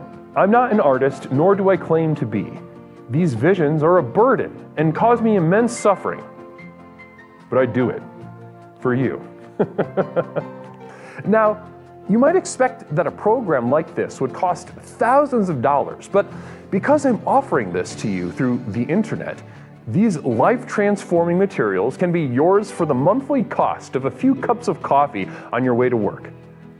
With access to these materials, regardless of your level of investment, you will also be receiving a complimentary download of our landmark track, The Sojourn Begins, as a thank you. So does this sound good to you? Well, what are you waiting for?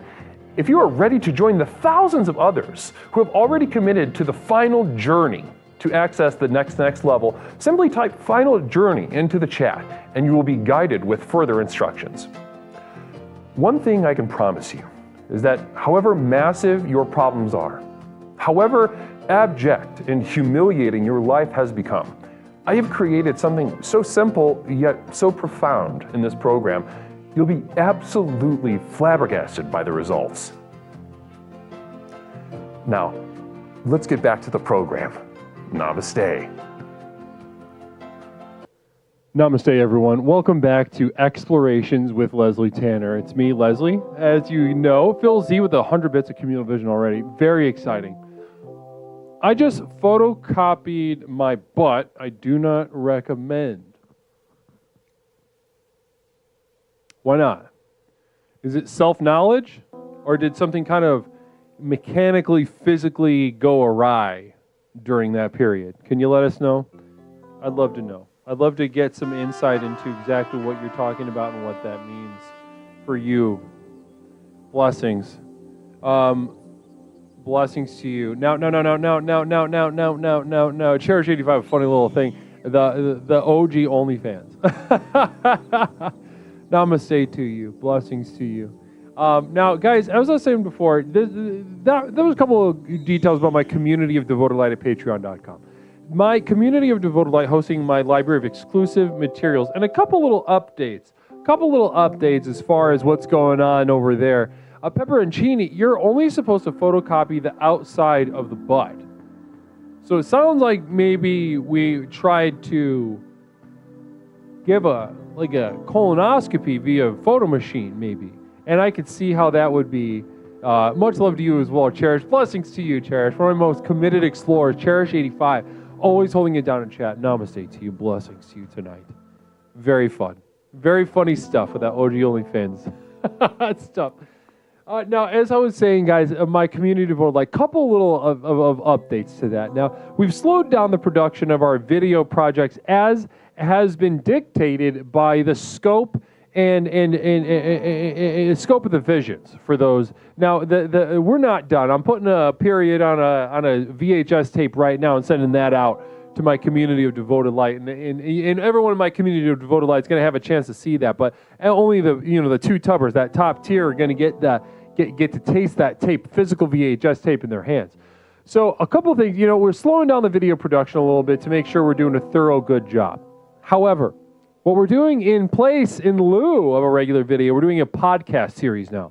So a couple times a month, I'm putting up a podcast of Devoted Light. I just put up the 10th episode today, early this afternoon. I'm already getting glowing reviews from it. Namaste to you, Grizzled Curmudgeon and Stone Monster. Thank you so much for Fluxer. I'm also loving the podcast. I'm Robert Cobb. The podcast is awesome. Really, guys. See, guys. I didn't. These are not plans. All right. I promise. I didn't make him say that. They're loving the podcast over at the Community of Devoted Light, and you too. For just a couple bucks a month, you can avail yourself to all the back episodes.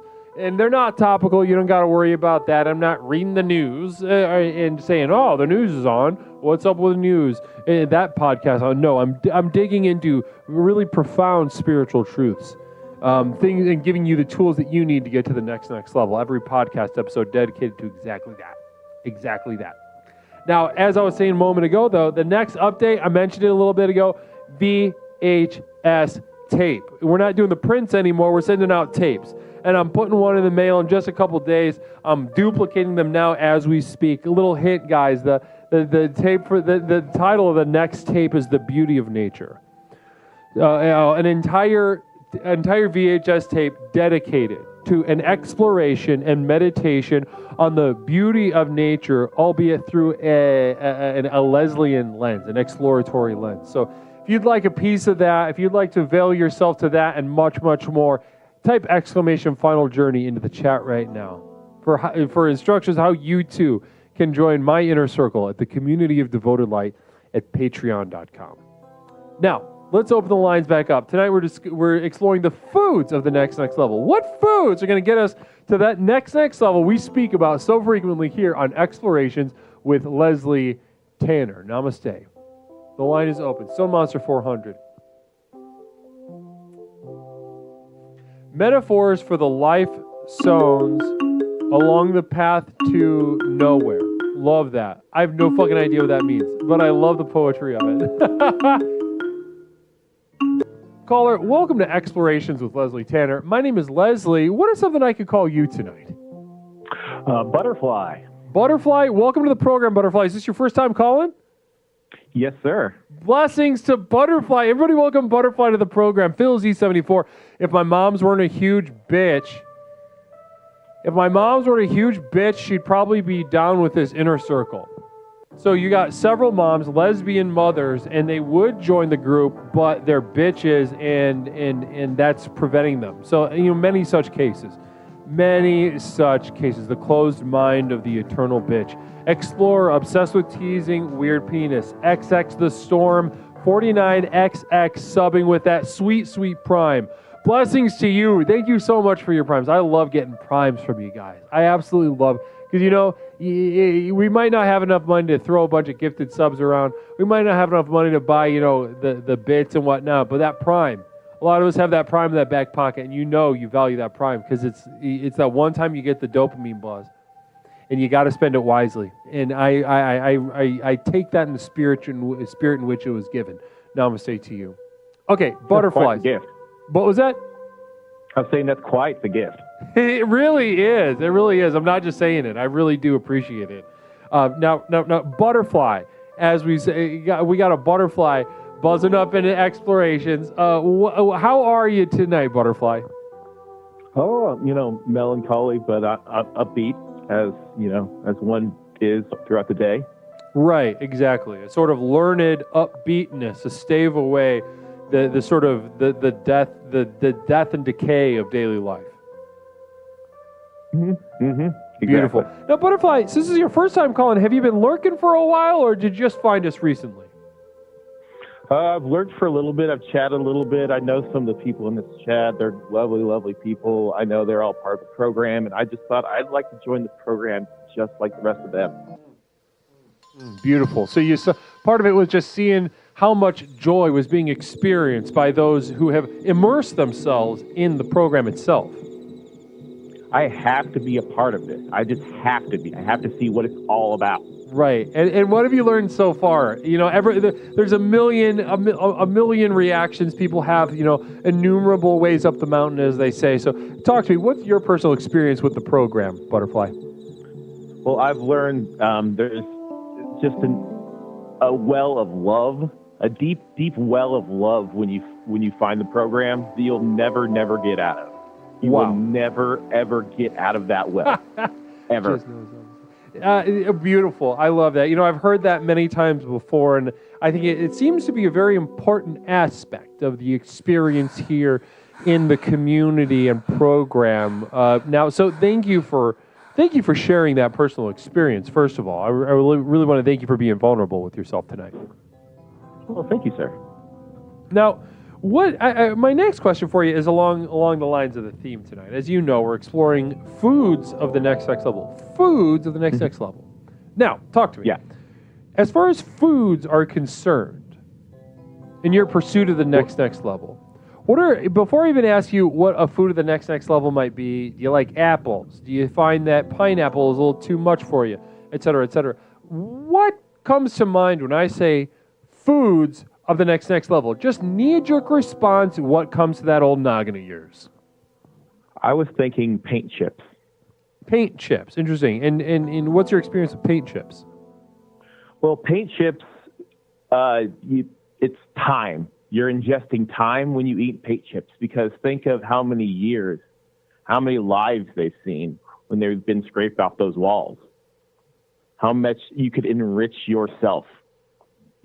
All the lives that have been lived within those walls, and then you could ingest it. Right, exactly. Make it one.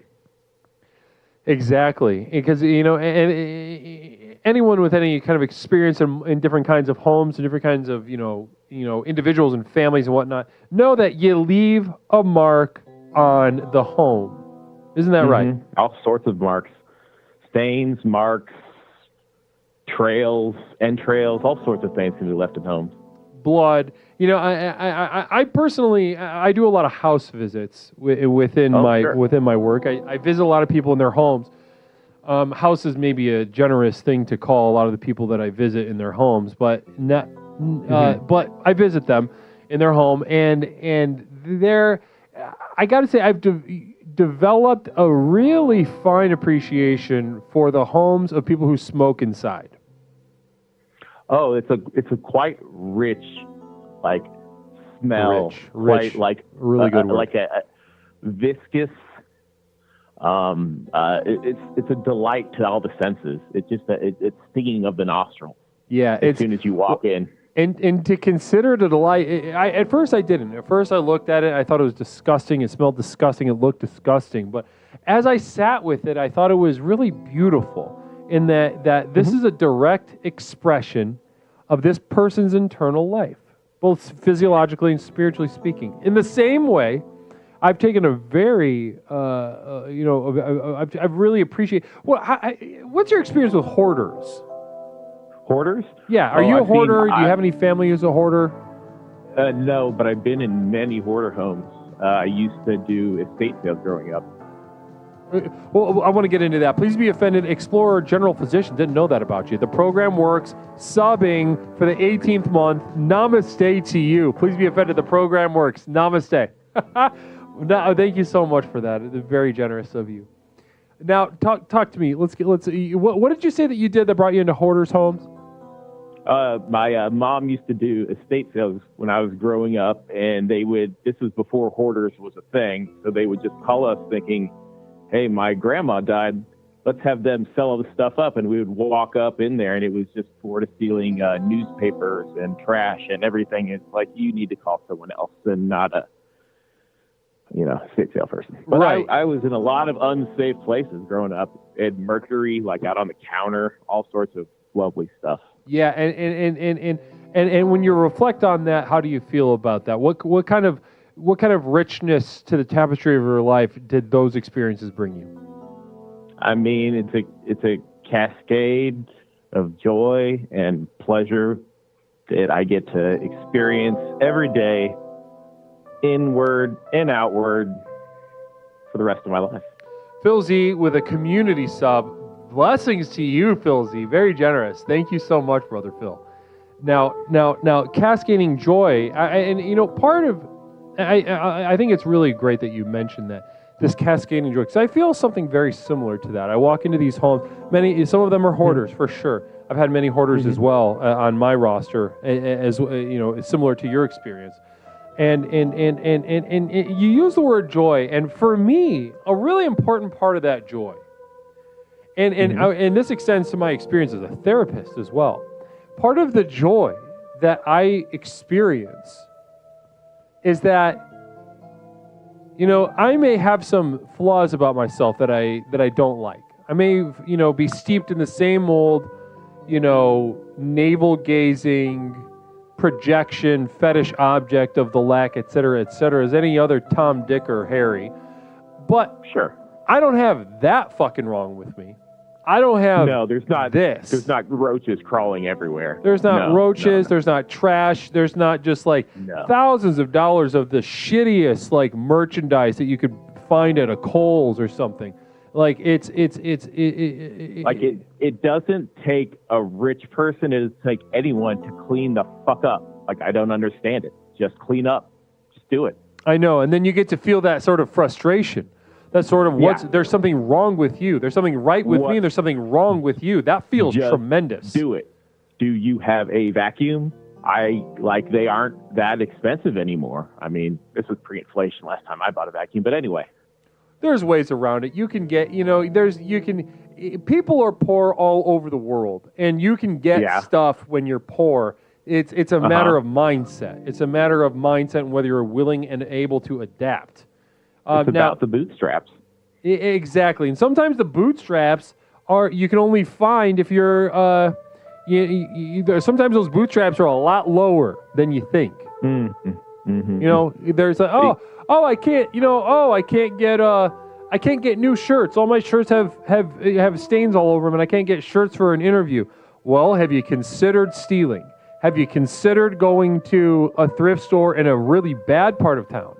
Have you thought of, there's a million iterations of adaptability. People are poor and losers everywhere. So, listen, I don't want to get necessarily lost in all that, but I do think it's important it was something that you said that really resonated with me, is that joy of seeing someone that's fucked up, seeing someone that's disgusting, seeing someone that's a loser, and basking in the joy, having the bravery to bask in the joy that you are not that loser. You're just above them. You're on a second above. You're in another plane above that. Right. I used to do a workshop with budding therapists to sort of and caregivers. A sort of extended. I taught it at the Y. It was to do the work to allow the therapists and caregivers to feel good about how fucking gross and how big of fucking losers the people are that they're trying to help. And tremendous progress as far as it went. I mean, eventually it's too much for the community. I had to dial it back further and further. They were afraid of their own feelings, and that went the way it went. But you really, need to feel that gold star, that good feeling whenever you have done something good, that you are good, and that you are good, and then others may not be as good as you. That you are better, you are good, and that's the basis of you helping them. We're talking about. We don't put oil in the gas tank. We don't put gas in the oil spout. We got to know how the engine works, and part of the engine is feeling good when you help people. And part of the reason you feel good is because they're losers, you're not. It's not rocket science. Yeah, like I don't need any help. There's no one helping me. No, because I'm not a loser. Exactly. Beautiful. And getting exposed to that at such an early age through your mom's work as the estate sale is a gift, is truly a gift. And when you describe that with joy, it really resonated with me. Mm-hmm. Now we do have a communal vision from Phil Z. I just tried to give myself a mustache ride. Ended poorly. Send help. This message is sent from my Alexa.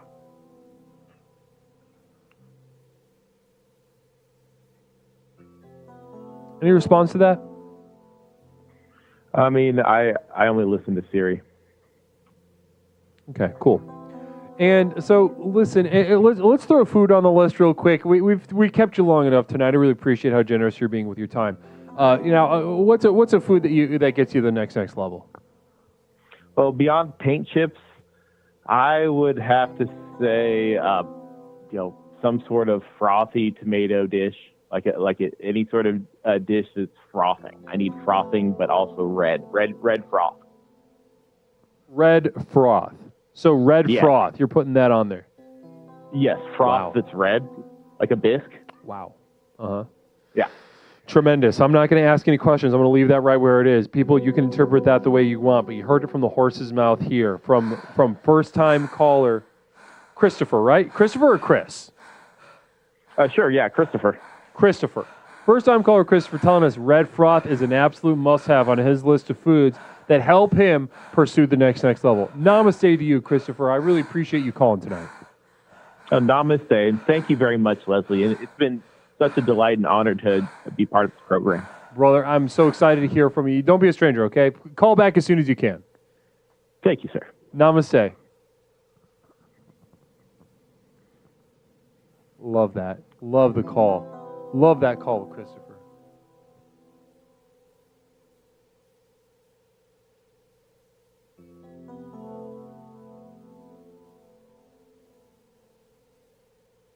Wow.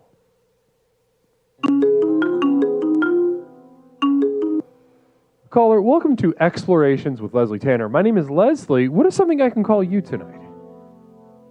Hey there, Guru. It's Wiki. Guru, namaste. I know who this is. It's Wiki.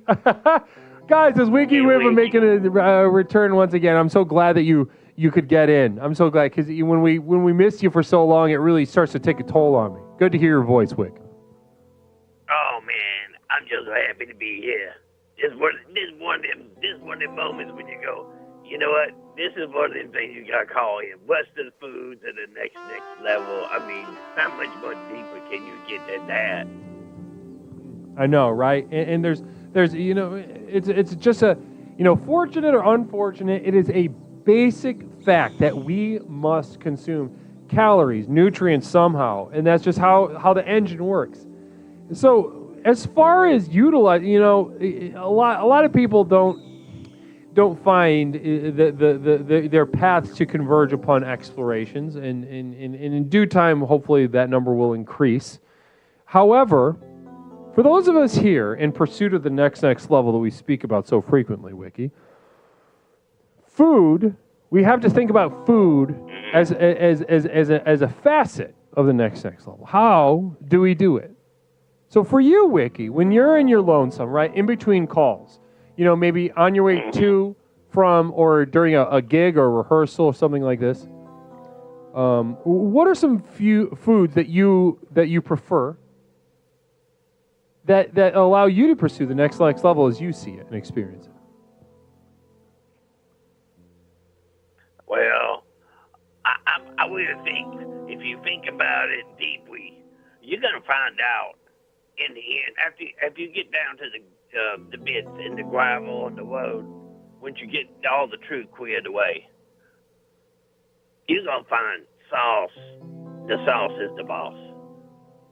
I mean, if you don't have that level of a foundation on your food tray, you're in big trouble. Right. You're gonna live a life of boredom, of residence, sadness, perplexity, devastation to you and others. It's a sad world without the sauce.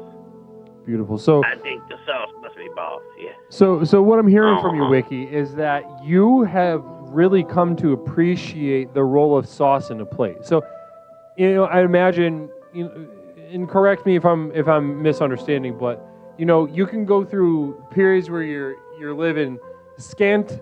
Maybe resources and food are sparse, and you got to make do with less. Or maybe sometimes you're living high on the hog, as they say. But rather, either way, either end of the spectrum you find yourself, the role of sauce really can make or break the experience of the meal, the dish that you're putting together. Am I hearing you right? That's correct. Or what you dip your chips in, your tater chips, your tacos, your dips, your 6-7 layer burrito dips you make for the Super Bowl and things like that nature. All these dips and sauces bring more to our lives than I think people really, they don't respect civilization. It's built on sauce. Interesting. A line in the sand. Civilization built by sauce. So let's say something tells me, a lot of the times when somebody has a very passionate explanation for something that's important in their lives, there'll be a flip side of that coin. And the flip side of that coin is a story that a lot of times has a little bit of darkness to it. In this case, my prediction for you, Wiki, would that somewhere along the line, you tasted the harsh, unrefined, monotonous, uncivilized flavors of unsauced food, and it left a mark on you. Would I be correct in assuming that? That there would be a secret scar inside my heart no one else can see but me. And now you've exposed it to the world, to millions. But yes, that's very true. That's very deep. Deep cut there. No. Wiki. I understand if not, but can you tell me about one of these experiences? Maybe the first experience that comes to mind where that left, contributed to this scar in your heart that until today remained hidden, but now is feeling the sting of the open air. Talk to me about a time where you had to go without sauce and it left you with the baggage that we're hearing about tonight. Well, I mean, we always had the food, but sometimes you just don't get the sauce. And it costs extra. If you ain't got sauce money, life is hard sometimes. People make fun of you and so forth. Like Coco lost his job working for that Caterpillar company. And Coco was telling us about it. And so we went 3 years with no kind of extra sauces. We might get a ketchup here or there. Maybe a mustard. If we was really lucky, we get those packets of mayo. And those were good days. Now you have all the flavors. Dips, chips, sauce. I mean, there's something about if you can put a good together a really, really good Italian plate, you gotta start with marinara. Say that one more time. if you're gonna do a really good Italian dish or plate, you start with the marinara.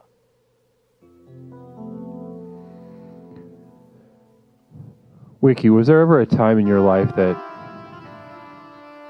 you eat an Italian dish without marinara?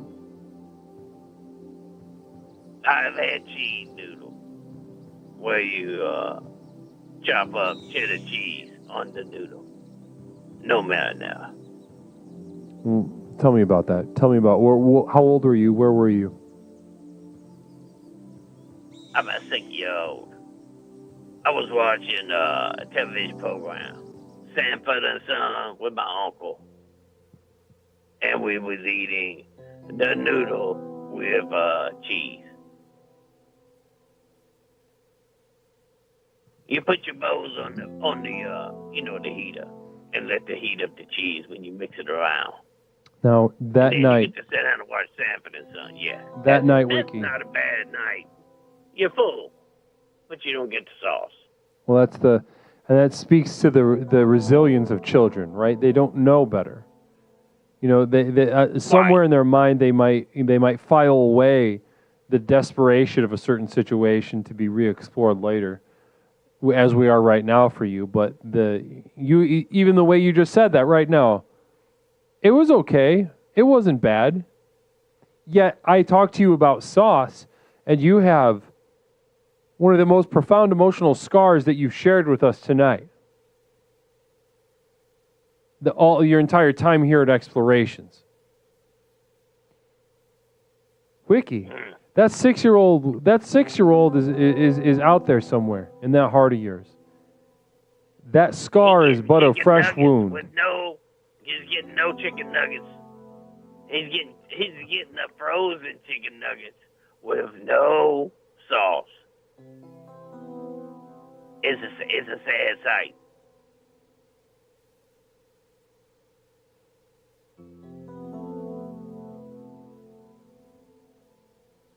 We carry these little demons along our path, and we need to shed them off as we walk to the next levels.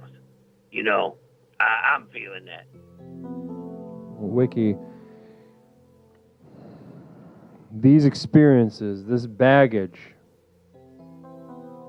whether we shed them or not, sometimes we do, sometimes we don't, but each one of these things is a path to the next level. And Wiki, and we see that in your work all the time. Now, Wiki, normally I like to bring a more positive note to the request that I'm about to make. Normally our calls go more positively, more upliftingly, and then we say, "Oh, Wiki, can you give us a song?" Well, Wiki, that's just not the situation tonight, but I am going to ask anyway. After diving the depths with you tonight, involving sauce and the darkness behind your valuing of the sauce,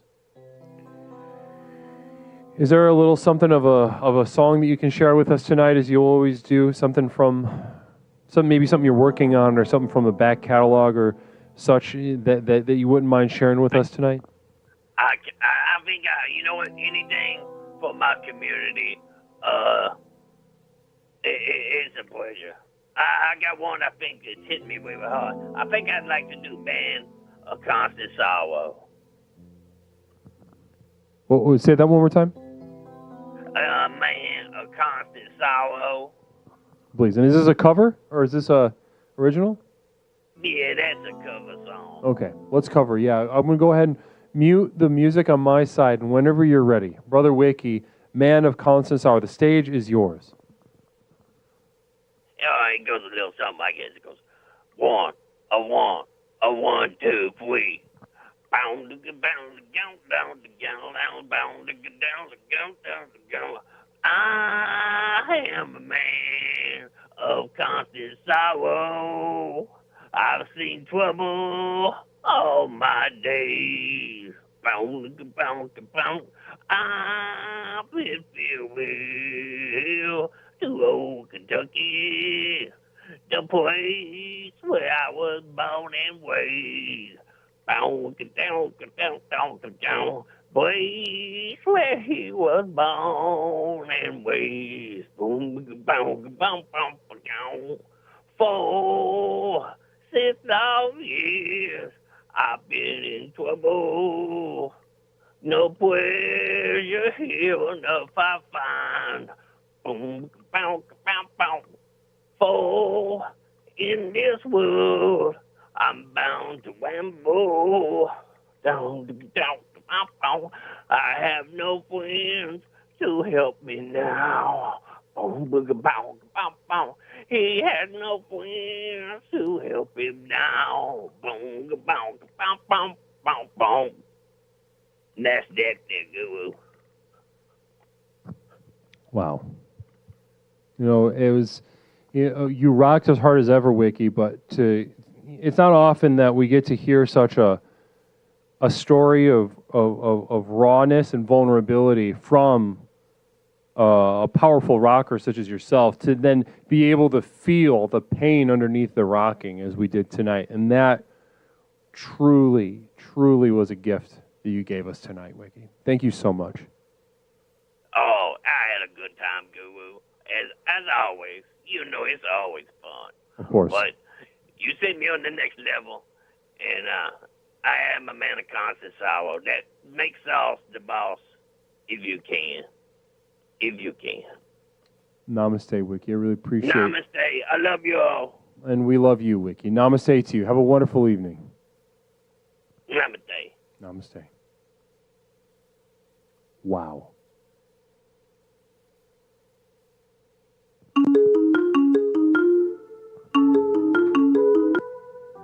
Caller, welcome to Explorations with Leslie Tanner. My name is Leslie. What is something I can call you tonight? Yeah, what's up? Can you hear me, first of all? Yeah, I can hear you loud and clear. How are you? Okay, what are we exploring today? What's on the agenda?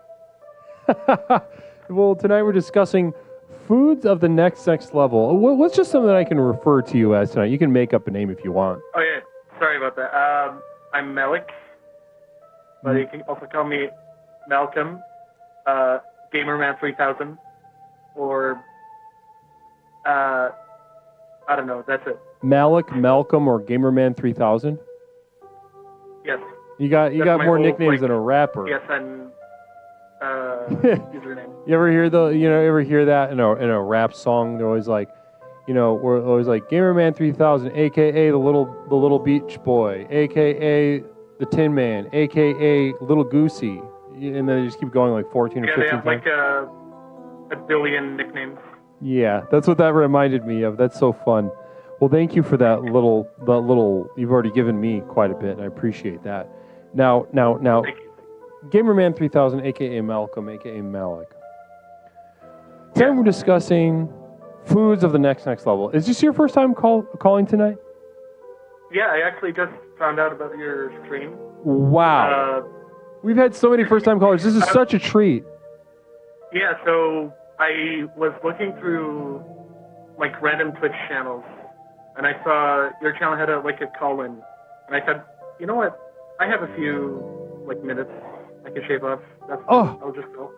Very generous of you. Blessings to you, brave, generous, and you know what? And you got a nice voice, just a nice on the ears voice to boot. Thank you so much for just jumping right in to Explorations with Leslie Tanner. So, do you know what this is all about? Not really. I'm pretty new to this channel. Oh, wow. So, if it's not too much trouble, introduce me a bit to the premise here, the scenario. Oh, it's not trouble at all. It's an absolute gift to be able to do that. So, this is Explorations with Leslie Tanner. My name is Leslie. I created and founded the personal power program of Explorations with Leslie Tanner. Every time we stream, we're devoting ourselves to unlocking and unleashing our true potential, via the program that we call it the program. And every night we come out here doggedly exploring with the tools that I provide through this program. And really transforming lives. To be honest, I'm in the business of transforming lives. That is commendable. And I see that I've been watching for a bit actually. Like I see that you've been talking to people a lot about not just food. I think you've let people explore themselves with like singing. Yeah, exactly. Yeah, we use foods as a jumping off point. Sometimes we drill down on a food. Sometimes that's where the meat is on that particular call or exploration. But then other times the universe kind of just pulls us in every which direction. And who are we to say no? I see. Also, I gotta commend you on something else, which is the I don't know if this is gonna break character for you or anything. The whole VHS theme you have going on with like an old show. Like the effort that I see you put into it is, I can see that it's pretty good. Oh, namaste! Thank you so much. It's the team behind working behind the scenes is. They kind of just plug me in. They plug me in. I don't have a whole lot of memories even before and after I show up and do a show. This is really the thrust of my existence, and I'll definitely pass the word along. I appreciate the tell them that they've done a really good job. I like the whole theme going on. The aesthetics are very important. Yeah. Are aesthetics important to you in your life? I say so. Like. Aesthetics, first of all, like first impressions are important, of course. It's how you, like for example, your channel. It's how you attract people to your channel. It's how it attracted me to start watching right now. Right. For example, the whole aesthetic and all that, and the thrill of being able to give my voice into the show. I know, and already you're just the first couple of minutes of our exploration tonight has been great. It's been very, very fun. It's a treat. Sometimes we get a lot of repeat callers, a lot of people very committed to the program. I'm working on them. I'm with them through the program, and we cover a lot of the same points. Now, however, just to get the fresh blood of someone like you jumping in, excited, ready for something is just that surge of electricity that we need sometimes. You know what I mean? I see. Yeah. Communal vision real quick from Stone Monster 400. Question, is the pussy fat? Is that directed at me? Yes. Well, I wouldn't know personally, but if I ever saw a pussy again, I'll come back and tell you. Right. So you don't see a lot of pussies in general. I don't really see them in real life a lot, but Yeah, mainly a virtual, digital experience. You could say that, yeah. Yeah. Okay. I'm reading between the lines. I'm seeing what you're saying, and honestly, I'm absolutely in support of that. Yeah. Thank you. Yeah, 100%. We can explore that on an entirely different night because tonight we're talking about foods of the next level. So, to give you the little spark notes, TLDR, the next level, right? What is that? Sounds culty. It probably does a little bit, right? Well, it's without going too much in the weeds. The next level is a sort of plane of sort of metaphysical existence in which we truly become ourselves. And that's going to be a different path and a different result for each and every single person that engages with exploration in the program. Yeah. So it's like food that drives you to the next level of existence with how good or even how bad it can be. Wow. Chat, did you guys just hear that? Chat, did we just hear that? A first-time caller, as far as I can tell, first time even watching the program, and ready to confront an experience. Not just the harmony of existence, the harmony of being, but the dissonance. As somebody put it earlier, the dissonance of infinity. Namaste. Beautiful. Exactly. Really, really, yeah. As Stone Monster says, astounding stuff. Cherish is saying very nice. Everyone's giving you your flowers for that. Thank you. Yeah. So I see your messages, and I thank you for your input. And blessings to you. Yeah, this is already tremendous. So, listen. So the next level, you understand what it is enough to answer the question. Foods of the next level. What are they? You're new to all this, but you've gotten a little bit. You've gotten the smell in that snout of yours. Talk to me right now. Yeah. Appraise your diet. What are some foods that you would categorize as foods that allow you to pursue the next level? But then some foods on the other side that take you away from the next level. I see. Yeah. Well, unfortunately, I don't really feel myself like being transported to the next metaphysical existence level or layer. Sure. These days, but okay. However, back in the day, before that's important. I think let's talk about that a little bit. What do you mean? This idea of sort of being transported, going somewhere, transcending, maybe even that's something that's not a part of your experience as of late. Yeah. So I did explore foods a lot more back in my younger years, when I was a kid and all that. So I would say, biting on the metal parts of SD cards, and the smell of gasoline. You wouldn't drink gasoline, but the smell of it is pretty good too. But we're talking about food, so I guess we'll focus on the SD card part. Stone Monster gifting a sub real quick, not to interrupt you, but Stone Monster gifting 5 community subs just now and triggering a hype train, a.k.a. the Jazz Express. So listen, we're about to leave the station on the Jazz Express. I'm going to be stepping away from a verbal role and be inhabiting a sort of sensual jazz role.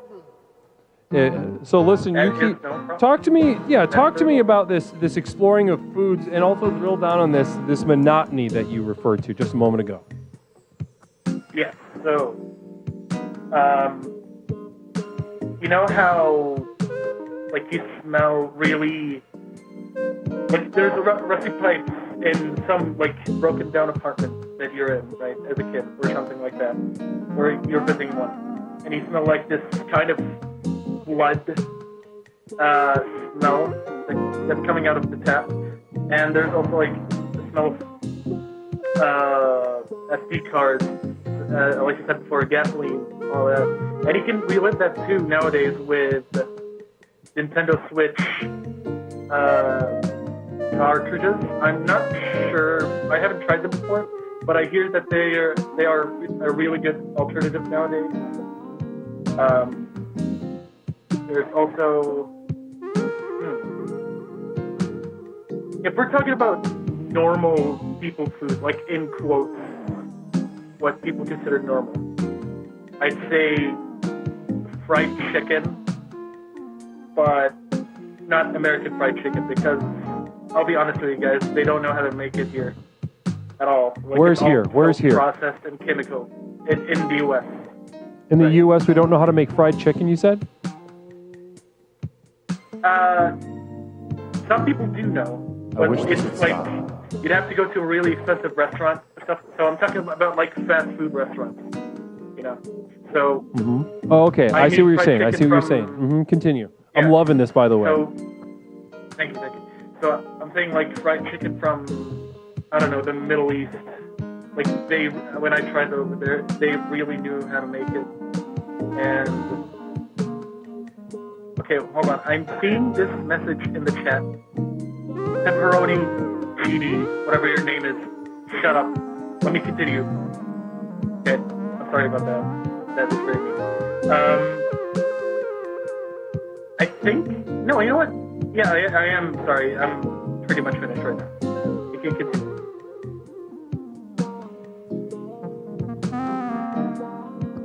Now, listen, I think that you brought up some really interesting stuff, some really beautiful points. Now, if you had to go, though, I got one thing, and it may seem superficial, but it's just something that's stuck on my mind. And normally when that happens, the universe is trying to give me something.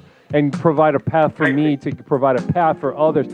So I'm going to drill down a little bit. If you're going fried chicken, give me your top 3. That is a problem because... What are your top 3 favorite fried chickens?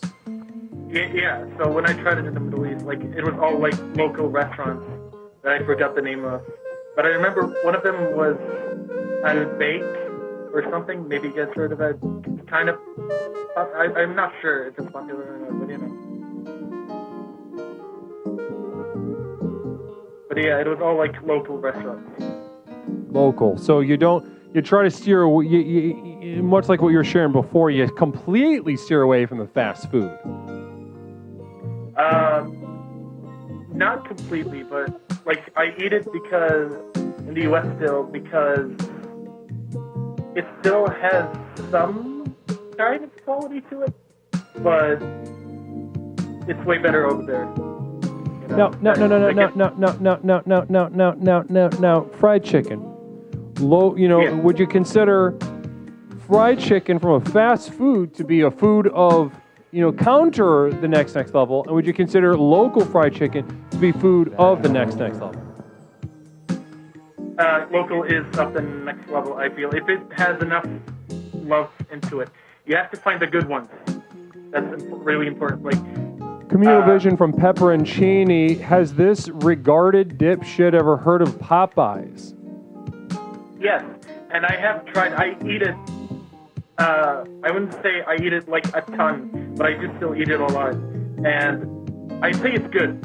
I think it's the best. Yeah, you know what? I'll just say it's the best like fast food chain.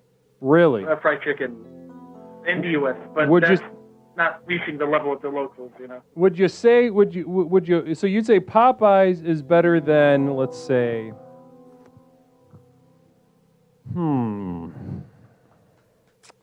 Like something like KFC? I mean, KFC. Honestly, that's a low bar for me to clear. Yeah, I don't think it's Popeyes.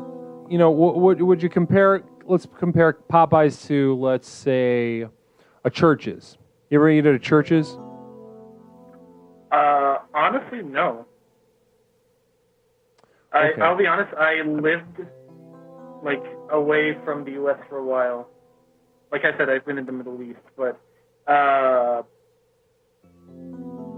you know, so far, like I haven't found one. I've found local restaurants in the U.S. actually that I forgot about that are pretty close. I think one of them is called Roosters, something like that. Roosters Barbecue. That was in Minneapolis. Okay. So Raising Cane's. Raising Cane's. Okay. One thing about Raising Cane's. Yeah, talk to me about Raising Cane's, because I'm a fan of Raising Cane's. I'm going to be honest with you. I'm also a fan, I'd say, but I wish they would be more, you know, seasoned. Like, I feel like they spend on the sauce too much. And for good reason. Like, it's pretty good sauce, but you can still make it at home pretty easily. And so I wish the fingers would stand on their own a bit more, you know? Interesting. Okay. So overall, listen, I'm gonna you're given a very nuanced interpretation of this fried chicken business, and rather than me, you know, try to sum it up for you and muddy the waters, can you give us just a 3-sentence breakdown of your stance on fried chicken and how it relates to the next level as you understand it? Well, Stone Monster says, I need the guru's take on churches. You think about those 3 sentences. I'm going to give my take on churches. Love it. All right. Love churches. No question. Would I say that it's... honestly, I haven't done a head-to-head. I haven't eaten at a Church's in a while. And to do a head-to-head from Church's and Popeyes, I'd have to sit down. And same with Raising Cane's. Raising Cane's is good, don't get me wrong, but Popeyes has something special to it. Also, the chicken strips at Culver's up north are special. And also around the Chicago area, we have something called Harold's that is pretty special. And I think I would put Harold's above I think I put Harold's above any of those, to be honest, if I had to pick. Let's get back to your three sentences though. All right. First of all, sentence one. Support local business. If it's good. Okay. So you're making like a moral economic deal out of the fried chicken. Yeah, because I've been noticing that local foods have more love into them, not because sometimes not because they want to, but because they have to, or else they'll lose their business, you know? So they have to put some love in there. Second of all, don't be loyal to a brand, right? Like, that's why I was, kind of hesitant to name specific restaurants that I like, because I feel it depends on the branch you are and the neighborhood you're in, you know? Third of all, I'm on board. I'm loving what you're sharing. I believe you. Yeah, third of all, I'm noticing that the chat is getting pretty violent. And that's understandable, right? They have their Well, this is good. Yeah, you listen. We need violence. I'm a pro-violence kind of guy. This is a pro-violence stream. We're not this, a lot of people's streams, they'll say like, oh, it's such a great community. I've never felt so safe. Are you fucking kidding? That is not what adults need. I don't be violent, but I say be smart about it. Don't be violent about the wrong stuff, you know? Well, I know we got to play the game. But to act like that there isn't violence sitting, in the mouth of God as we square ourselves with all being, the dissonance of infinity, as somebody put it earlier. Let's not. We're adults, okay? A lot of us don't like each other here. Yeah. I love every single person in the chat, but so many people fucking hate each other in the chat, as they absolutely should. Even as I know them intimately, they should hate each other. Now, continue, though. I know I'm preaching to the choir. You go ahead. Yeah, sorry, but okay. I wanted to continue. So, chat, I see your messages. I see your violence. And I say I support you 100%. Be violent. And I'm going to say this in the most loving way possible, right? Okay? Go fuck yourself, you fucking piece of shit. Fucking asshole. Piece of shit. Shit ass. Bitch. Shit. Cunt. Bitch. Thank you. Beautiful. Listen, let's end it right there. Namaste to you. Thank you. Namaste. Namaste to Malik, a.k.a. Malcolm, a.k.a. Gamerman3000. Beautiful call tonight. Namaste to you. Namaste. Yeah, let's end it right there. You ended it with a fucking slam dunk. Communal vision at all costs money. Leslie, I wanted to be absolutely forthcoming with you and the other explorers, though I am legally recognized reverend. I am an atheist reverend. Namaste. I'm also a legally licensed reverend. I've got the papers over here right next to me. Both you and I. Look at us. A couple of reverends. Who would have thought? Who would have thought? Namaste to you. Blessings to you. Travcam over at YouTube. Namaste to you. An atheist reverend. And I wouldn't go as far as to say that I'm an atheist reverend. I have use for God. In my journey, I've found a place, a sort of an uncarried remainder, a remainder that just keeps getting carried, an unresolvable sort of situation that I find use for him. Boneless wings are not chicken wings. Namaste. Boneless wings are not chicken wings. They're nuggets. And for some reason, you can get 6 of them for about $80. I don't understand that whole thing, to be honest with you. Guys, what we're going to do tonight, close out tonight, beautiful stream tonight, but we have some mail to open. Namaste. Yeah, I would agree. Boneless wings are not chicken wings, they're chicken nuggets. That's my stance. And if that is they're raping you out there, all right? A place like Wingstop selling chicken nuggets for, take out a goddamn mortgage to get 6 boneless wings with their very mediocre sauce. I kind of think tamales are a good food for any sort of level.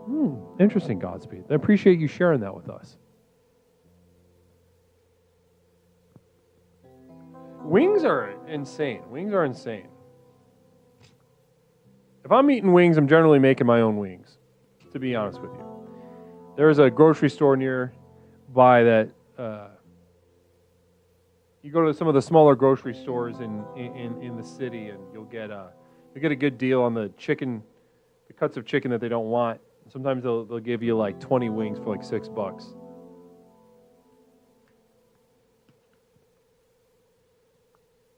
You know what I'm saying. Brittany, you know what I'm saying.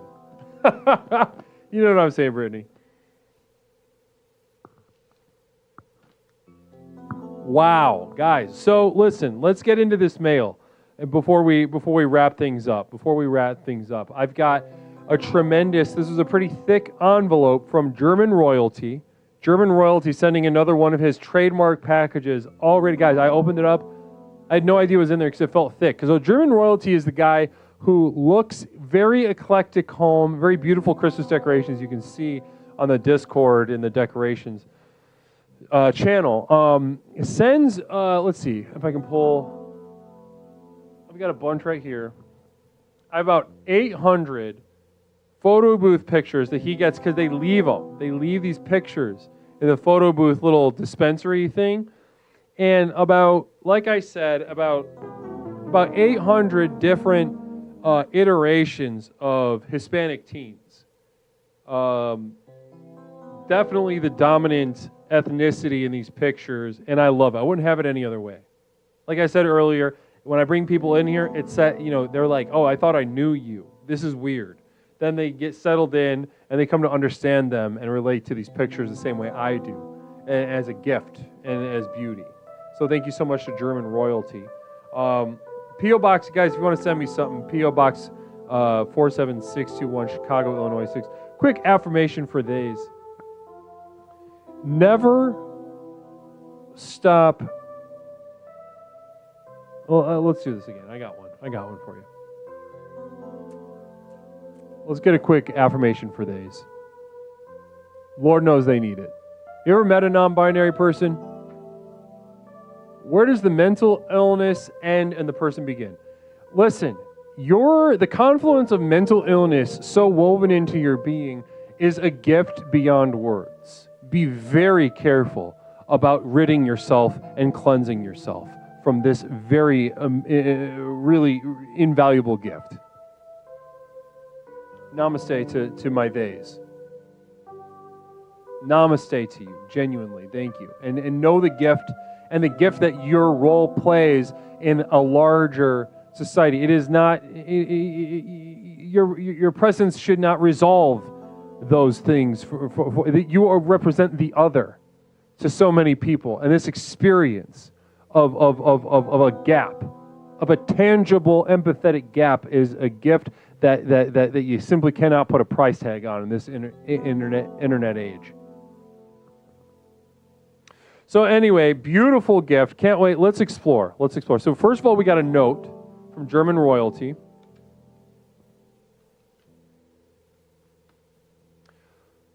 Leslie, this is from German Royalty, dated from a little earlier in January. Leslie, enclosed you will find, this is really nice stationery. Let's do a little zoom up on that. It says a personal note, and it's got a sort of transparent watermark in the background. This is nice stuff. Of a flower, some kind. Enclosed you will find more pictures and a keychain I found at the mall. You can add these to your collection. So let's go ahead. First of all, keychain. Guys, I've said it once, I've said it a million times. I have about 800 pictures of not just Hispanic teenagers, but now I have a Hispanic family on a keychain. Wow. German Royalty, in sending me these things, on some level took a risk. I hope Leslie's going to like this. This is a weird thing to send in the mail. I'm a weird guy, and I'm sending him something weird. I hope he likes it. And guess what? I don't like it. I love it. Thank you so much for this. Beautiful young family of 3. Not a smile to be seen among, you can't see that quite in the detail, but I'll tell you right now, not a smile among them. Kind of stoically looking into the camera. There's a softness on the father's face, but not on the mother. And the boy sort of looks like he could be anywhere. Maybe a little hint of autism to that. Something for that family to explore. And then, so let's take a look at these other pictures. We've got some teens looking, they're having fun. They're being goofy. Looking very, very budding, very vital, very exciting. Here we got some dreads on these teens. Very exciting. Ooh, we've got a young white couple. Young white couple. They're kissing on the bottom one. Very cute though. Very cute. I like this. The boy's kind of giving like a Cruella de Vil kind of vibe. You know what I mean? Got 3 copies of that one. 3 copies of that one. Thanks so much, German, for 3 copies of that white teen couple. Then we've got a couple of friends goofing around, triumvirate. We've got a little boy and his mom. That little boy, again, could be anywhere. He's got that look of distant, maybe a touch of the tism, as they say, touch of the tism. Too early to tell, though, in my opinion. I try not to diagnose, those with autism until they're 30, 40 years old, when it really just doesn't do them any good to learn, other than maybe just some emotional resonance. But other than that, it's just like, good luck, get a job. That's really it. And then that's in the DSM. That's in the training. Now we've got another Hispanic family of 3. Now they're smiling, and that's cute. That's fun. I love to see that. Genuine softness in their smiles. Again, another a couple of Hispanic teens. And we got closing out with a white couple. White teen couple. 2 copies of them. They're smiling. They're having fun, goofing around. Lots of vulnerability. A lot of special moments there. Wow. Beautiful stuff. Thank you so much. Thank you. This was really fun. This was really gorgeous. Can you see me? Can you see masking from photos? Yeah, for sure. That's not even difficult. I don't know if that's a human thing, but it's definitely a therapist thing, at least. If you're a therapist and you don't feel confident in clocking a masking autistic person, like, good Lord, it should take you about 7 to 8 minutes of being able to clock it. 7 to 8 minutes.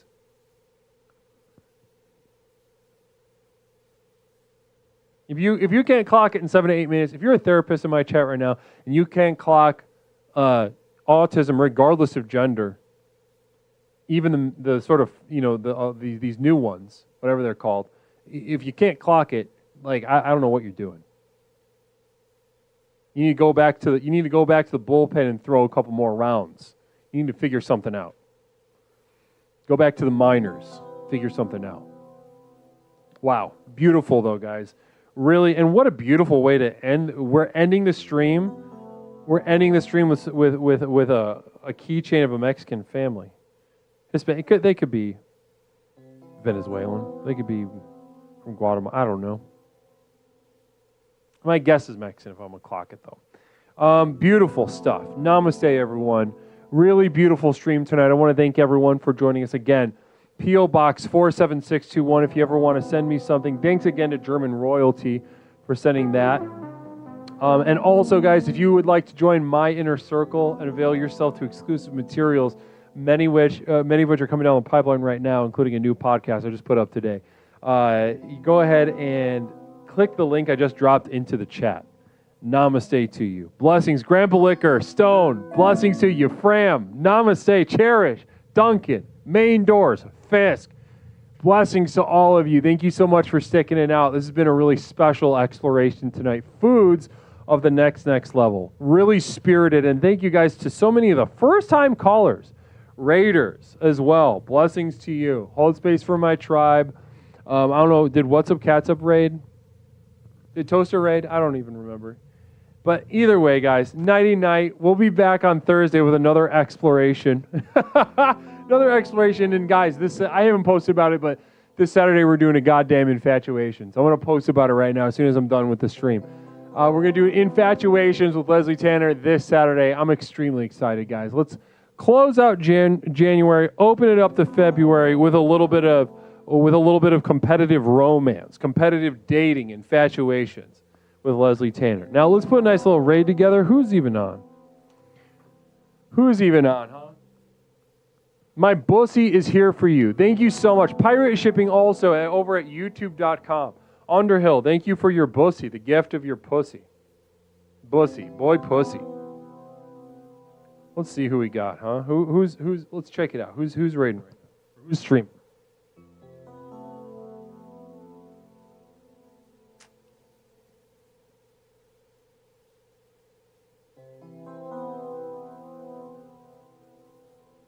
Who we got? I think we might take it on over to...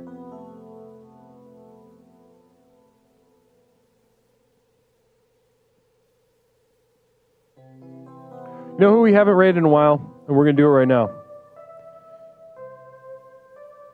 We're going to raid Plump. I want to raid Plump, Rump, Stump. Let's take this energy, and I know he's going to appreciate our energy of clarity and warmth through the majesty and program of the explorations. I've been working with him on a personal level for years now. And you've seen you've seen it sort of manifest in the quality of his work. It's really just gone up, up, up. Namaste, Caleb. Of course, anytime. Anytime for you. Blessings. Well, let's take this over to Plump, Rump, Stump and have some fun over with Plumpy. He's playing, I think, World of Warcraft, it looks like. Holding it down. Tremendous streamer, tremendous soul with Plump. Blessings to you guys. We'll be back Thursday, though. We'll be back Thursday for a brand new exploration. Namaste to you guys. Thanks so much for joining me and sticking through this late night hour. Namaste to you. Blessings. See you guys on Thursday. One last final communal vision from Phil Z. Malik, namaste to you. Blessings for that follow. Also, the word boobs from Phil Z. Thanks so much, Phil. Underhill, Pirate, Kayla, Laser Shark, who went to sleep, Eric. Blessings to you. I'll see you guys on Thursday. Thanks so much for joining us from YouTube.